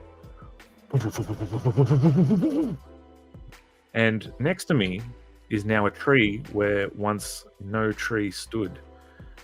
A monstrous branch broke free from above and came crashing to the ground and embedded itself in the ground so much that it was standing. It looked like a brand new tree. And it had landed right where I had been previous to the joke that made me turn around. I should mention that I was quite stoned at the time, and having just witnessed my death and narrowly avoided it, my happy, jovial, good time, laughing my head off, got the munchies high, became paranoia like you read about. Now, all I needed in this instance was to ring my lady friend, tell her what happened, and she would say, "Holy shit," and then say, "Don't let it wreck your weekend, though. Have a good time," all that sort of stuff. "I love you. Bye-bye." But I had no phone service, and I could not get through to her. And as much as I kept telling myself that that's what she would say, so just pretend she said it, I couldn't. And I just realized this story sucks too. Y'all really got me up on my head about fun stories that turn out they're not actually fun at all. All right, what's a story that's just good times? Hello, Dizziness. Good to see you. Now, Dizziness, if you've not seen or heard of me before, what I've discovered about myself is that I like to tell stories that I think are funny, and then quite quickly I realize they're actually bad stories. They're traumatic or sad or depressing or whatever. So I don't know what's up with me. It's fine. Weed is involved. It's fun. Yes. So all my friends, my male mates, their job was to put up the tents because they were manly. They chopped wood, and I rolled joints because that's what I was good at. And then some of them would call me and another friend weed pigs. But we were on another plane, mate. They were just drinking alcohol. We were like on a whole other plane. And then they went to go fishing, and me and the other dude who liked to partake, we stayed back to spark up a doobie, mate. And then we would meet them down by the river, where they would, continue laughing at us stoners sort of thing, all the while touting how good drinking was. And then we get there and they're not fishing at all. They're just sitting there staring into the stream. And we're like, "What are you guys doing?" And they were like, don't move, look." There's a yabby right there. And I look, and that's very clearly a leaf. I look at my other weed-abled friend, and he also remarks, that's a leaf. We then proceed to point out that it's a leaf. We follow each other on Insta, by the way, and I drop by the D&D streams as Mick M. Oh, hello there. Well, now I'm super confused, Mick, because there's another Mick here who also goes by Rick. There's a Rick and two Micks and a Nick. There could be two Nicks, two Micks, and a Rick. So I don't know what to think. How are we traveling? I don't know. I'm not saying that's finished, but that's all I'm willing to give it at the moment. If the light is coming from the left more, spotlight on his left side, unless he is standing off center from the spotlight, unless I have no idea what I'm talking about. Yeah, so in my mind, my spotlight is coming from up here, kind of, but way off camera. Now you make me want to add something. I got lots of weed stories, but I don't know if I think they're funny for like, oh, look at that. Now that I do this, that's where the shadow should be, right?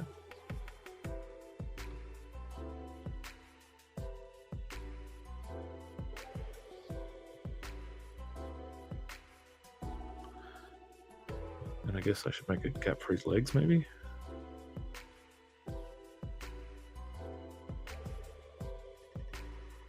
Just there.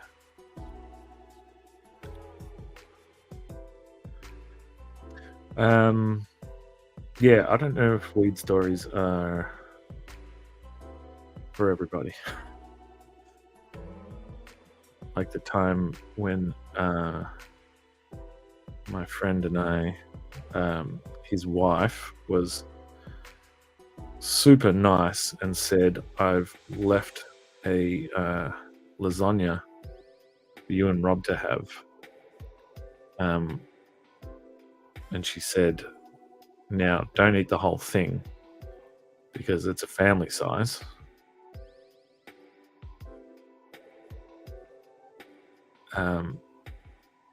And then there's another lasagna in the fridge for tomorrow night for the family, for him and his wife and his two kids. So not only did we eat the whole lasagna that she told us not to eat, we also ate the family's lasagna for the next day. 2 family-sized lasagnas. The munchies are real. So when she got back and she saw the first dish, and she goes, I knew you guys would eat the whole lasagna. That doesn't work. And then when she saw that the dish was missing, there were 2 empty dishes.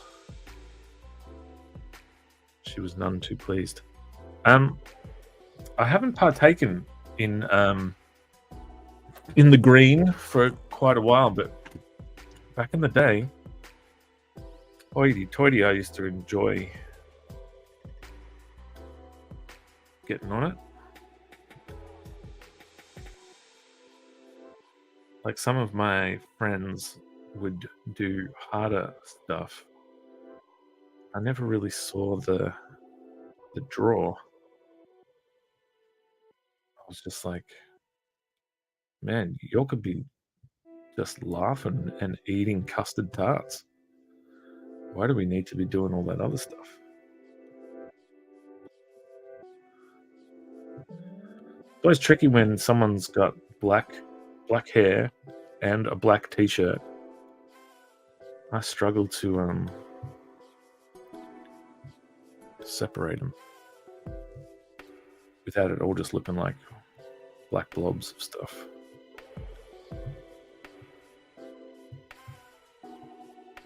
Spedsy out here punching cones. a mad Kent. Yeah, I had a thing too. Like, it would make me quite childish, which was a good time. Like, I would do it in very controlled environments, like douchebag adults reliving their youth. We would seriously, me and my buddy, we would go and get custard tarts, and um, and yeah, and we would prepare all our snacks, and then we'd get a movie, and then we'd go out to the garage.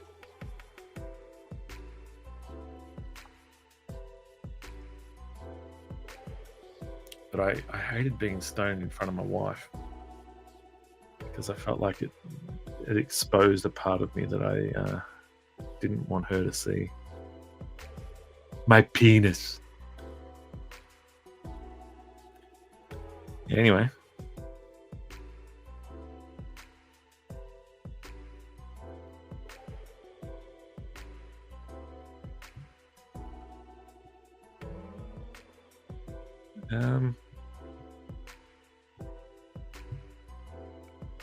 So you're coming to the Spedsy Awards on Friday night?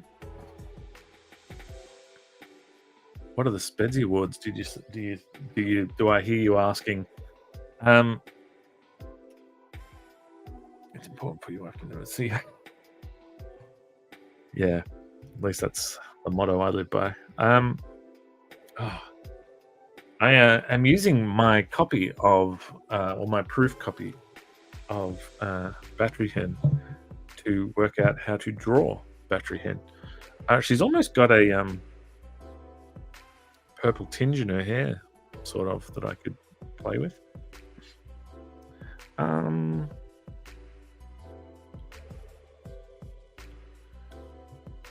else are we talking about?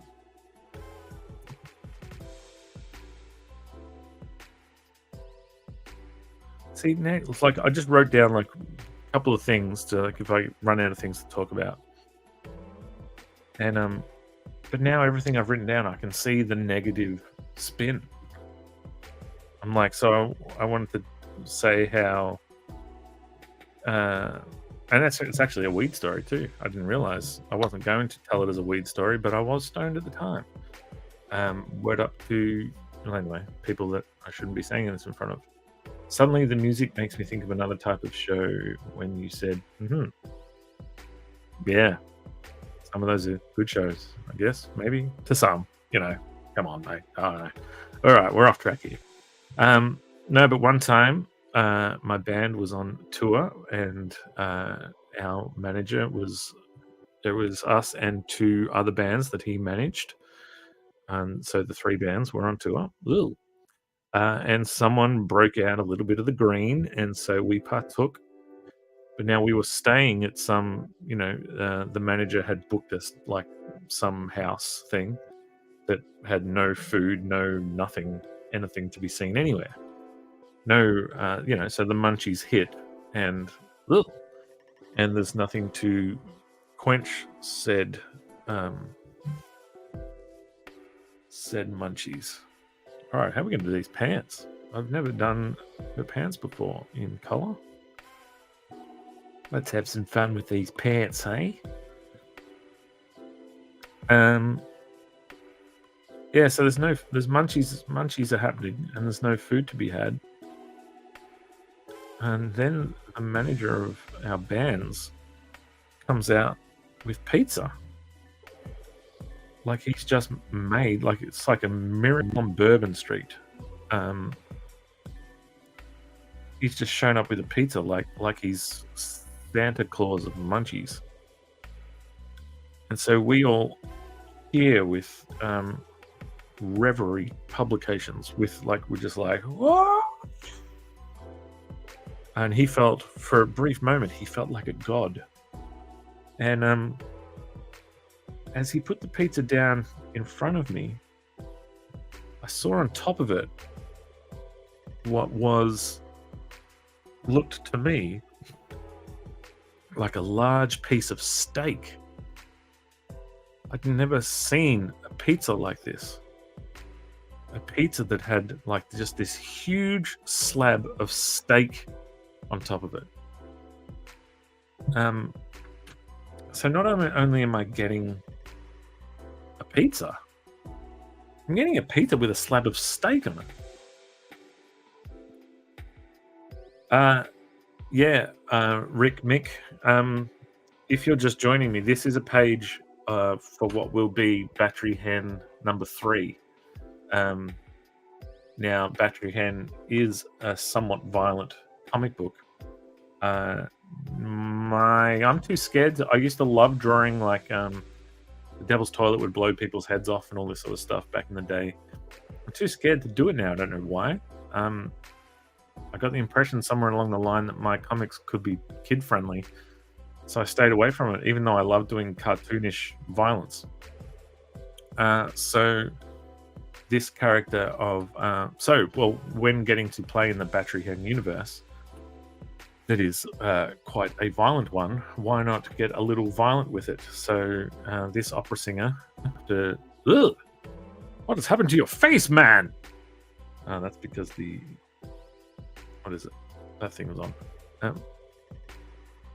Anyway, where's it gone, mate? Oh no, I've lost it, mate. Yeah. So this guy summons up the courage to sing, finally sings, but he is Ryan's character, Lingo, who's an opera singer with a super loud voice attack. In my mind, it's so loud that it can rip the skin from people's faces. But I dare not do that panel in front of you guys because I don't know how good I want it to be good, and that's going to take some mucking around. What were we talking about? So this guy dumps this huge pizza in front of us all, and it's got a slab of steak on it.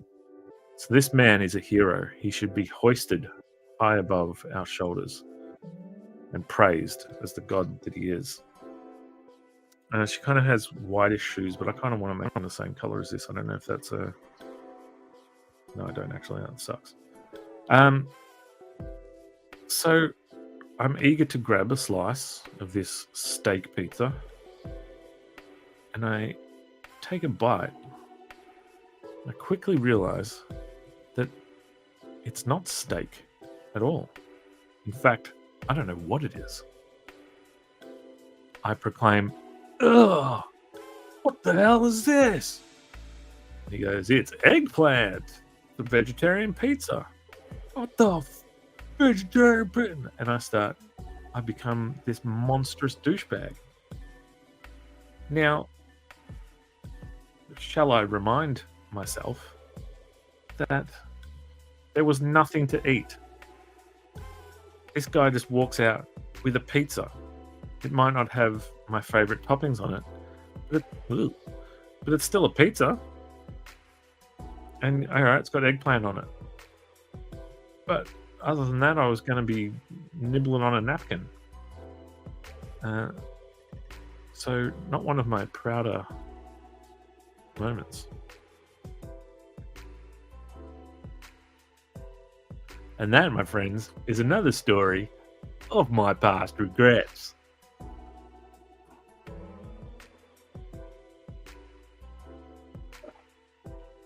We then watched Rage for like 5 hours into the AM because 2 of the 3 bands our songs were going to be played on Rage, and one of the one band theirs played first, and we'd already all stayed up for a few hours, and then they're sort of like kind of ready to go to bed, and I'm like, bitch, we made a deal. And so we all had to stay up until my band's played. I thought it might be poop, but that's even worse. Yeah, I got your Sad Slug Dude comic. Oh, thanks, man. That's wicked. I hope you enjoyed it. If you didn't, please don't tell me about it, because I do not have a very thick skin.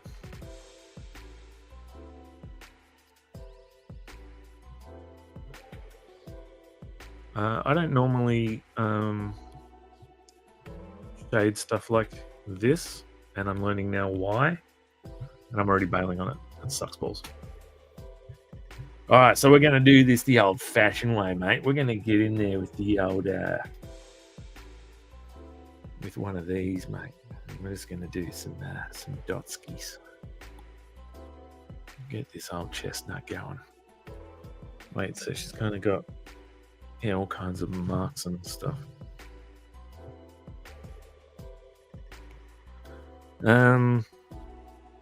What else did I write down as bullshit stories? The other thing was, and it's almost a setup for a joke, is I like a stand-up comedian. What was your band? My band was called Mighty Boy. Now it's always weird to, like, you know, say that my band had a level of success, and then people ask you what your band name is, and you say it, and they go, "Oh, never heard of it." Maybe it'd be easier if you made some. Well, Dunk, or I'm just trying to remember that, as Ryan said, this is based on Craven the Hunter's pants. And if you don't know that, you've obviously haven't immersed yourself in pop culture enough.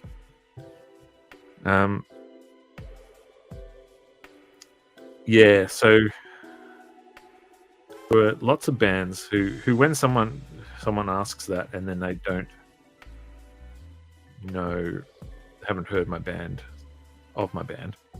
firstly, getting offended or whatever by that is just ridiculous. Because you quickly realize that, like, every state has their own scene, and, you know, the kings of that scene, it can be almost unheard of in other states and all that sort of stuff. And not to say that we were the kings of our scene, but the kings of our scene you can mention and people don't know who they are either. And, like, mate, we would have killed to be those guys, and you don't know who those guys are either. And that's just, yeah. And then that's also part of how I came to terms. Like, it was hard for me at first. Probably sounds douchebaggy, but, like, when I left school, I drank a lot and played music. And while the majority of my friends went to uni or, you know, did apprenticeships and whatever, I, at a certain point, found myself in a band that was pretty good. I feel like I could objectively say we were pretty good. And so I thought that was what I was born to do, was to make music. And, you know, when I turned 30 and realized it was over,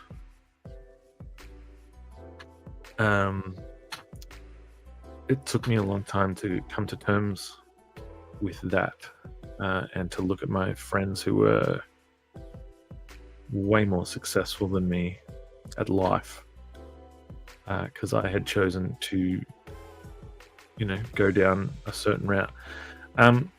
But then I realized that, like, you know, the bands that were so much more successful than us at the time, and I'm not talking like Silverchair and that sort of shit, that were the bands at the time. I'm talking, like, you know, 1 or 2 levels above where we were. They're all working regular jobs now, like, as in, like, you know, so we're all in much the same spot. Just their stories are perhaps a little grander than mine, where, you know, like I say we were on the radio and all that sort of stuff, and then they can say, well, we were on the radio in Japan or something. I say we toured Australia, and they say they toured Japan. I say I like Mexican food, they say we like Japanese. Yeah, so I'm not really sure what my point is, but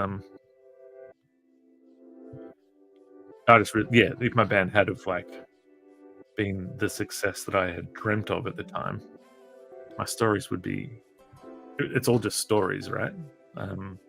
Like memories, like thinking back, like, and yeah, so like I've got stories, same as the way as they do, just not as grand in some cases. All right, so same dude, same colors. Let's get this guy looking some kind of way, as the kids say. Shall we commit to this last panel that we swore we weren't sure if we were going to use? Let's just chuck it in there, mate. Click on it, drag it, combine it.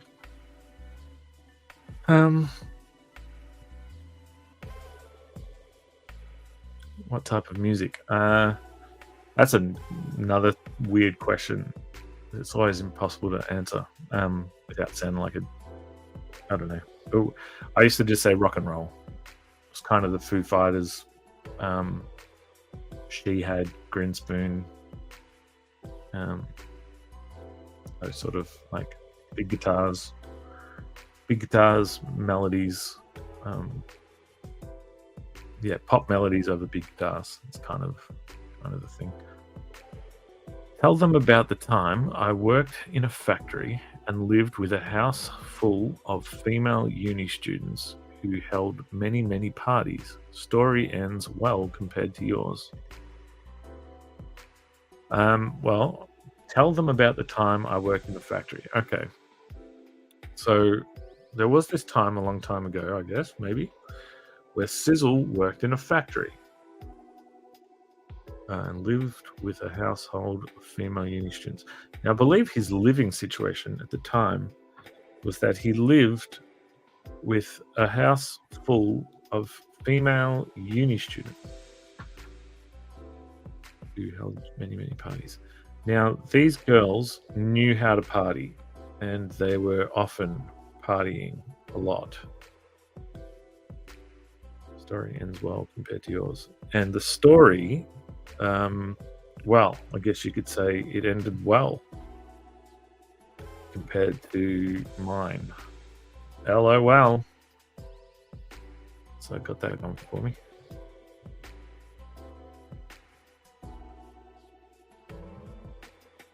What were we talking about before that? Swap of music? No, it wasn't it. Tell them about the time I worked in a factory. Oh, the one thing it did make me think of was one time we played a show, and it was just at a little bar somewhere. But we all convinced our girlfriends not to come to the show that night.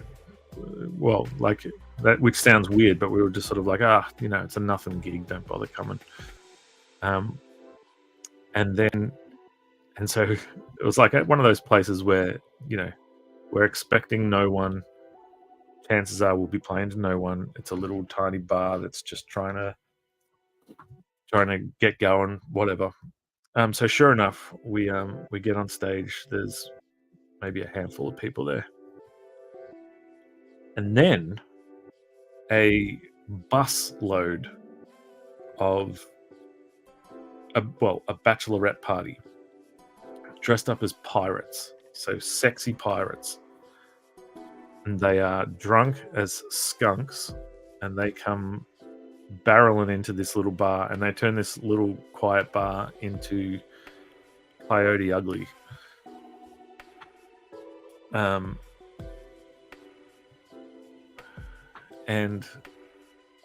and this little nothing show becomes this monstrous affair, where many of the band members nearly had monstrous affairs with pirates. And these girls are like getting up on stage and grabbing the microphones and trying to sing, like we were not a cover band, trying to sing along to our songs and stuff. And normally we'd be like, what the hell? But it was such a nothing gig with nothing much going on that we welcomed the chaos. And then, when you get home and your lady says, "Oh, how was it?"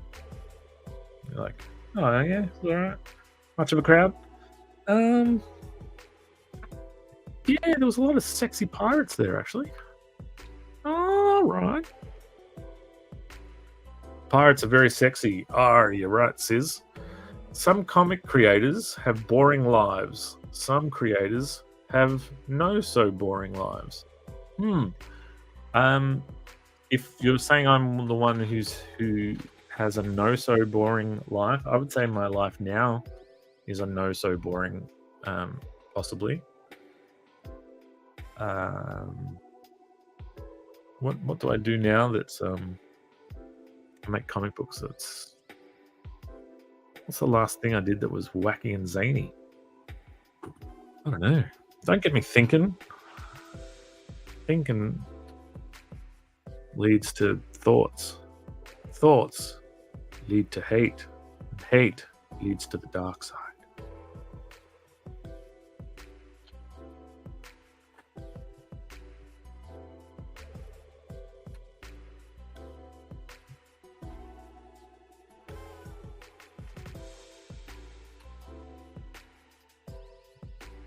What is another sexy pirate story or equivalent?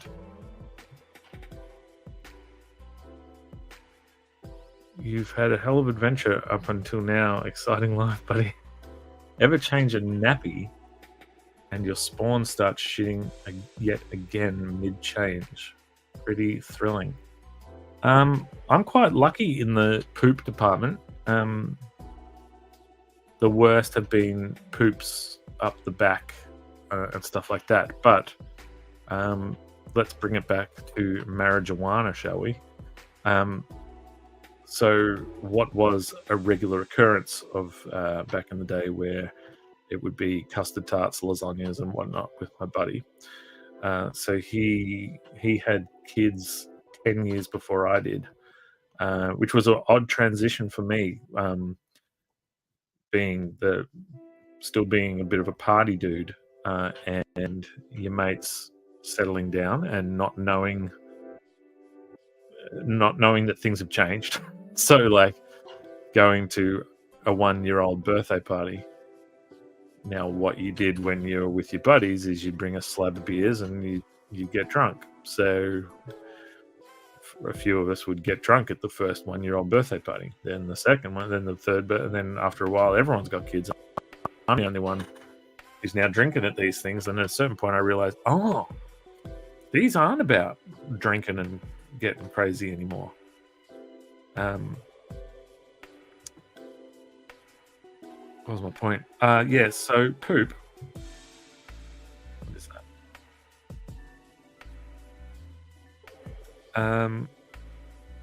The dangers of doing things on so many dumb layers for no real good reason. Yeah, so, but my buddy, right? So he, sorry, concentrating for the moment.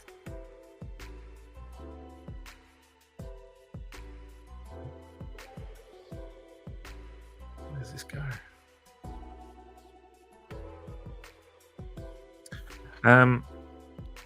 Yeah, so we were lamenting how we used to, get on the green and it was a bit of an outlet for us, once every couple of weeks, watch a movie together, laugh and whatever.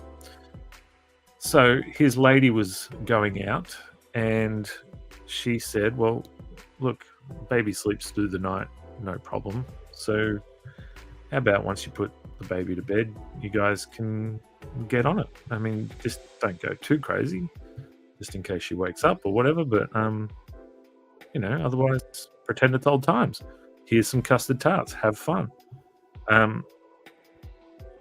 So, cut to, she goes out, baby goes to bed.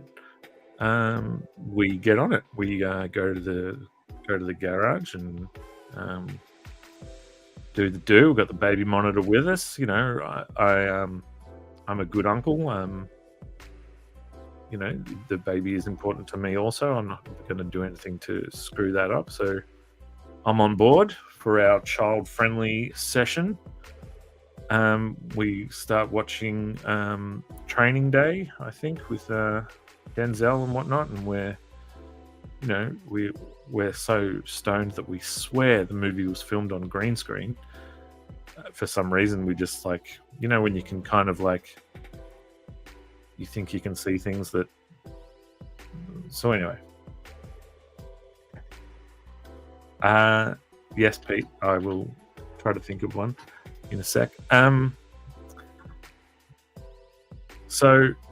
But my mate didn't change nappies because he could not stand the sight or smell of baby poop, and he would gag like there's no tomorrow.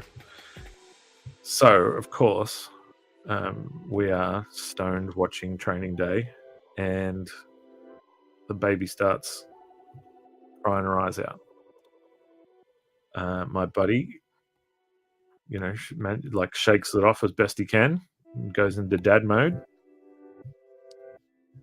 and goes to see to his daughter, and she has pooped all over the bed, like everywhere.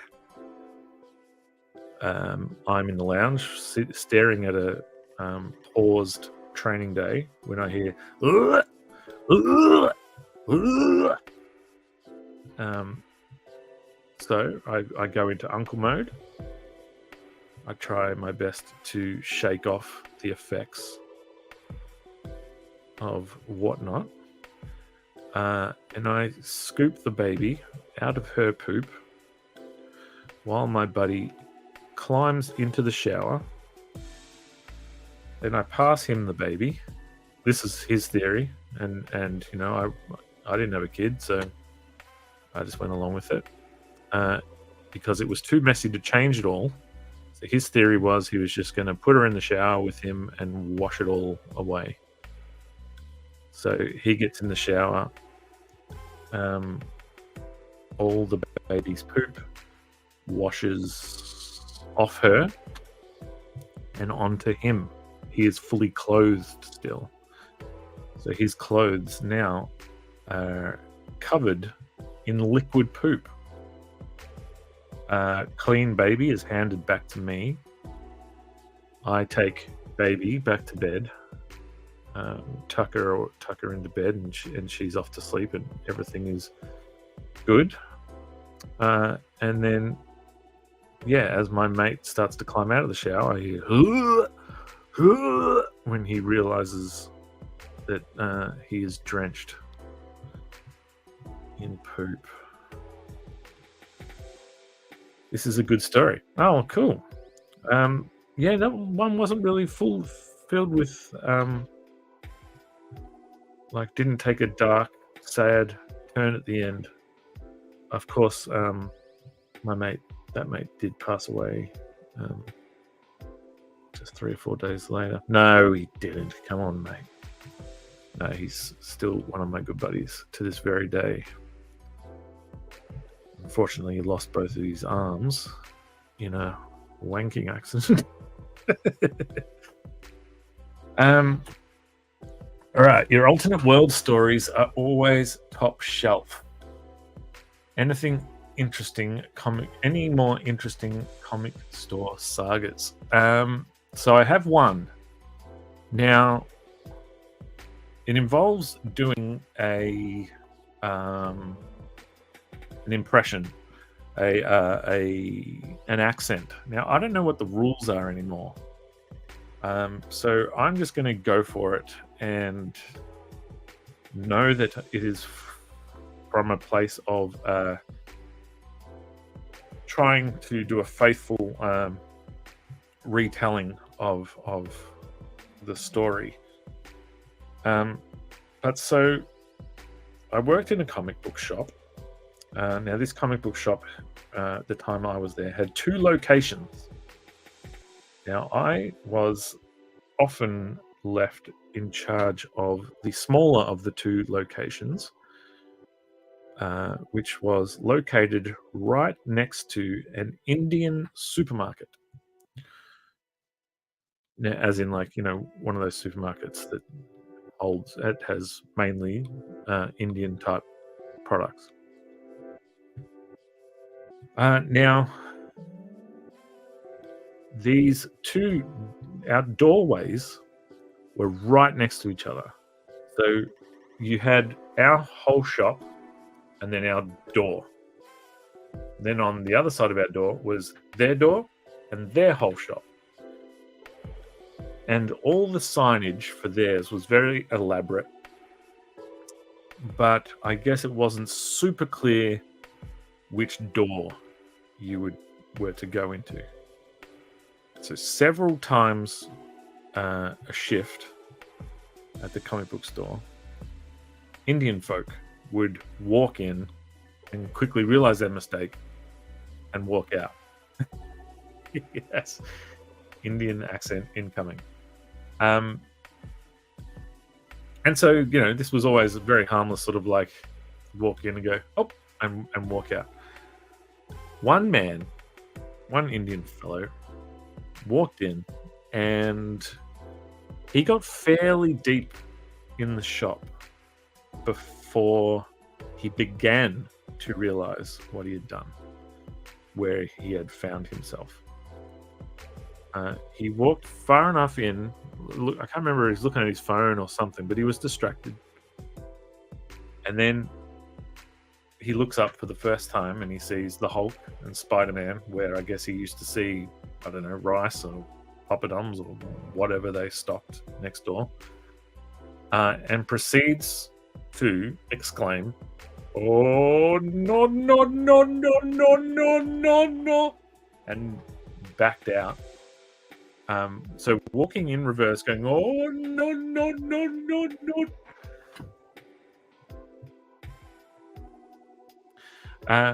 So yeah, that was that story.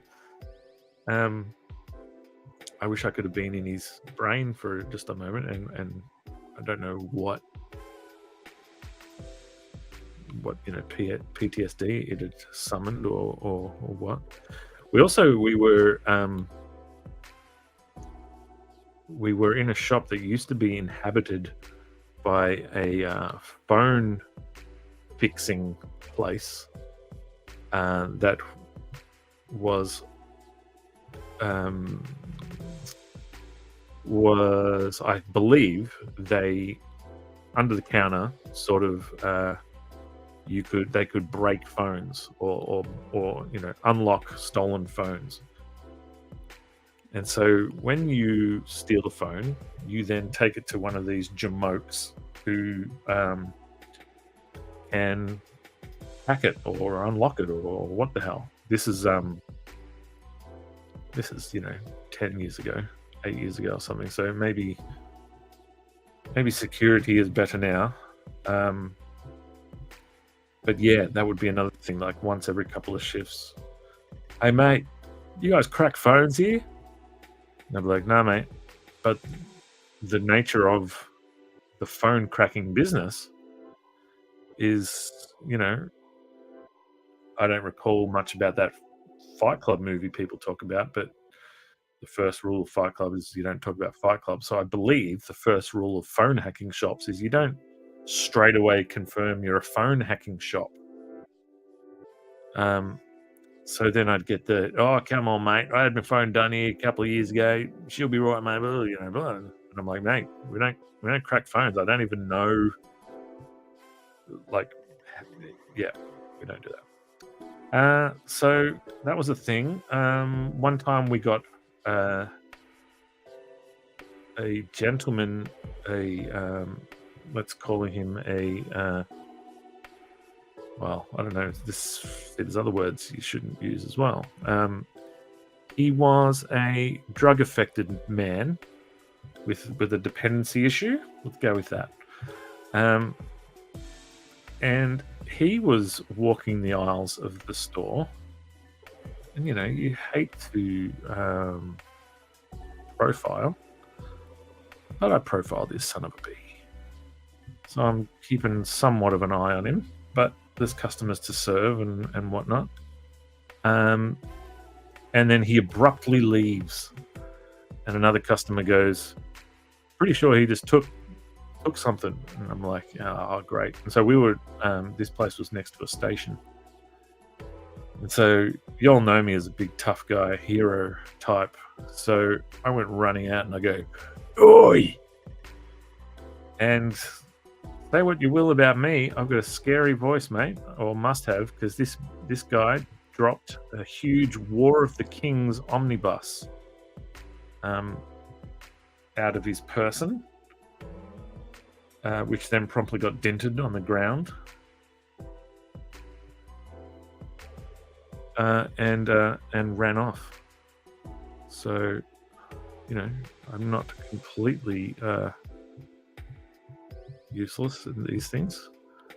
I then rang my boss at the other shop and said, "Oh, I just had to chase this guy. We were just robbed, but I saved the day." "Oh yeah. What do I do? Do I call the police?"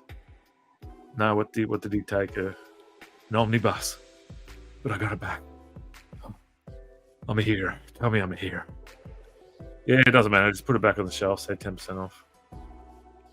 So, any talk of me being a hero or thank you or anything? All right, mate. Anyway, I'll catch you later. No raise or bonus or. No, they weren't big on compliments. There was one time, so I would, at this shop, I was mostly there by myself, except for Thursdays when we would put out new stock. So on Thursdays, the boss would be there, or one of the bosses would be there, and we put out the new stock together because it was, mate, I'm having trouble with this shadow. Let's just leave it and worry about it later. Now that was a tragic ending. Poor omnibus.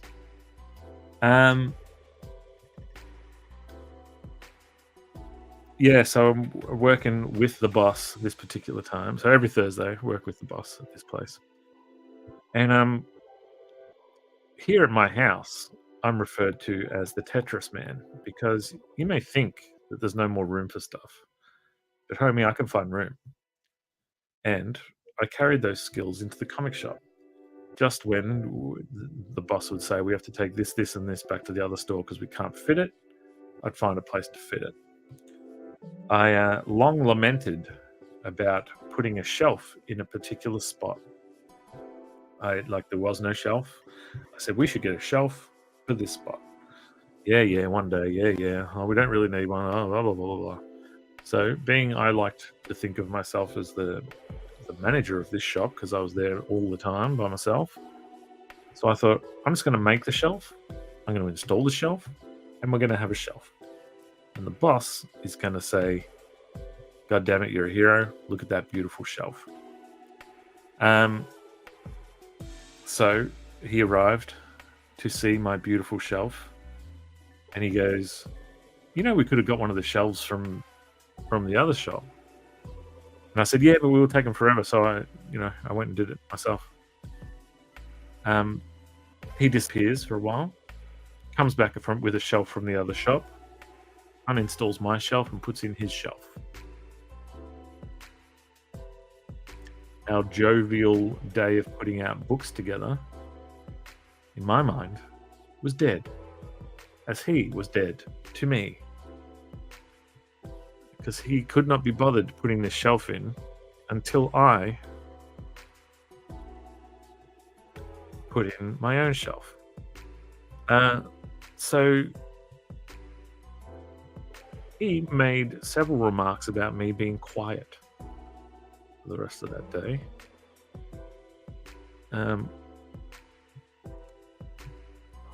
And I sort of said, and I think he worked out that yes, I was pissed off.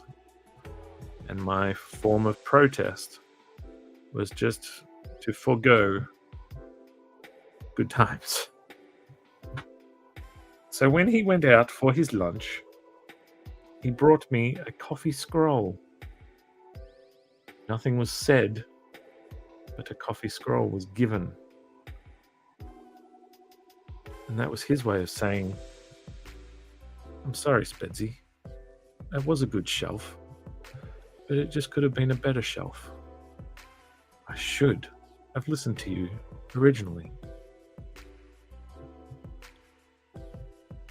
put in the shelf together as a team, as father and son, as you have come to be like a son to me. No, it's just a fucking coffee scroll, mate, and I hate coffee, so...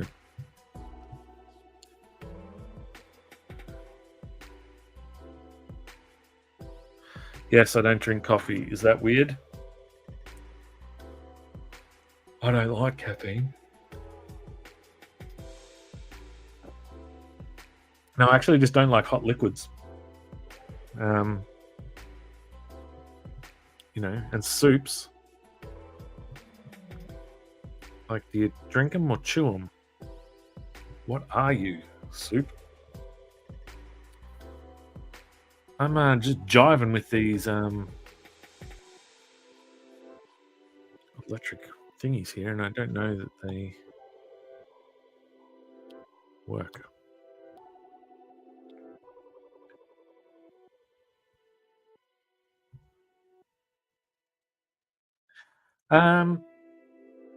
I think I might be done. I'm starting to play around with things that I don't know if I should do. Maybe I'll just add one more thingy that was my plan. See, I have this chestnut. This is a Spedsy go-to. I by no means invented it. Folks the world over have been doing it since the dawn of comic books. But it is a regular in my... Hey, Pete, actually, wait, if I just put this here. So I'm colouring a piece for Peter Lane for Sky's Cavern Library. So this is what this will look like if I, you know, make it different colours. I'm worried. So Pete's getting me to colour this thing because he said that he likes the way I colour because it's so colourful. Now I've been colouring this and I'm scared that I've made it not colourful enough. I'm adding in my trademark shadowing sort of things, but I'm scared that it's not colourful enough. And none of these things are on separate layers. It's all on one juicy layer by itself. So I can't change it other than starting again. So this is a conundrum of sorts. There is playing around we can do to change colors a little bit, but it's not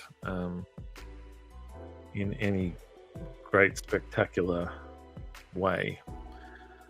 So I look forward to potentially disappointing Peter Lane by not being colourful at all. This will sit at about there and I'll do some highlights and whatever, but I don't know if it's colourful enough. All right, so I think we might be done for tonight. 20 minutes shy of 3 hours. I did 3 hours the last two times. It's sort of like I should stick around for 20 minutes just to keep the good times rolling, but you know, let's click on the Rosie Kickstarter. Let's see if anybody has taken up the Vamoose thing, getting a free Vamoose. No one has. Let me just click some things. Double check. Chickadee check. We even lost a pledge today, and it was a chunky pledge. I mean, it was an American one, so it was mainly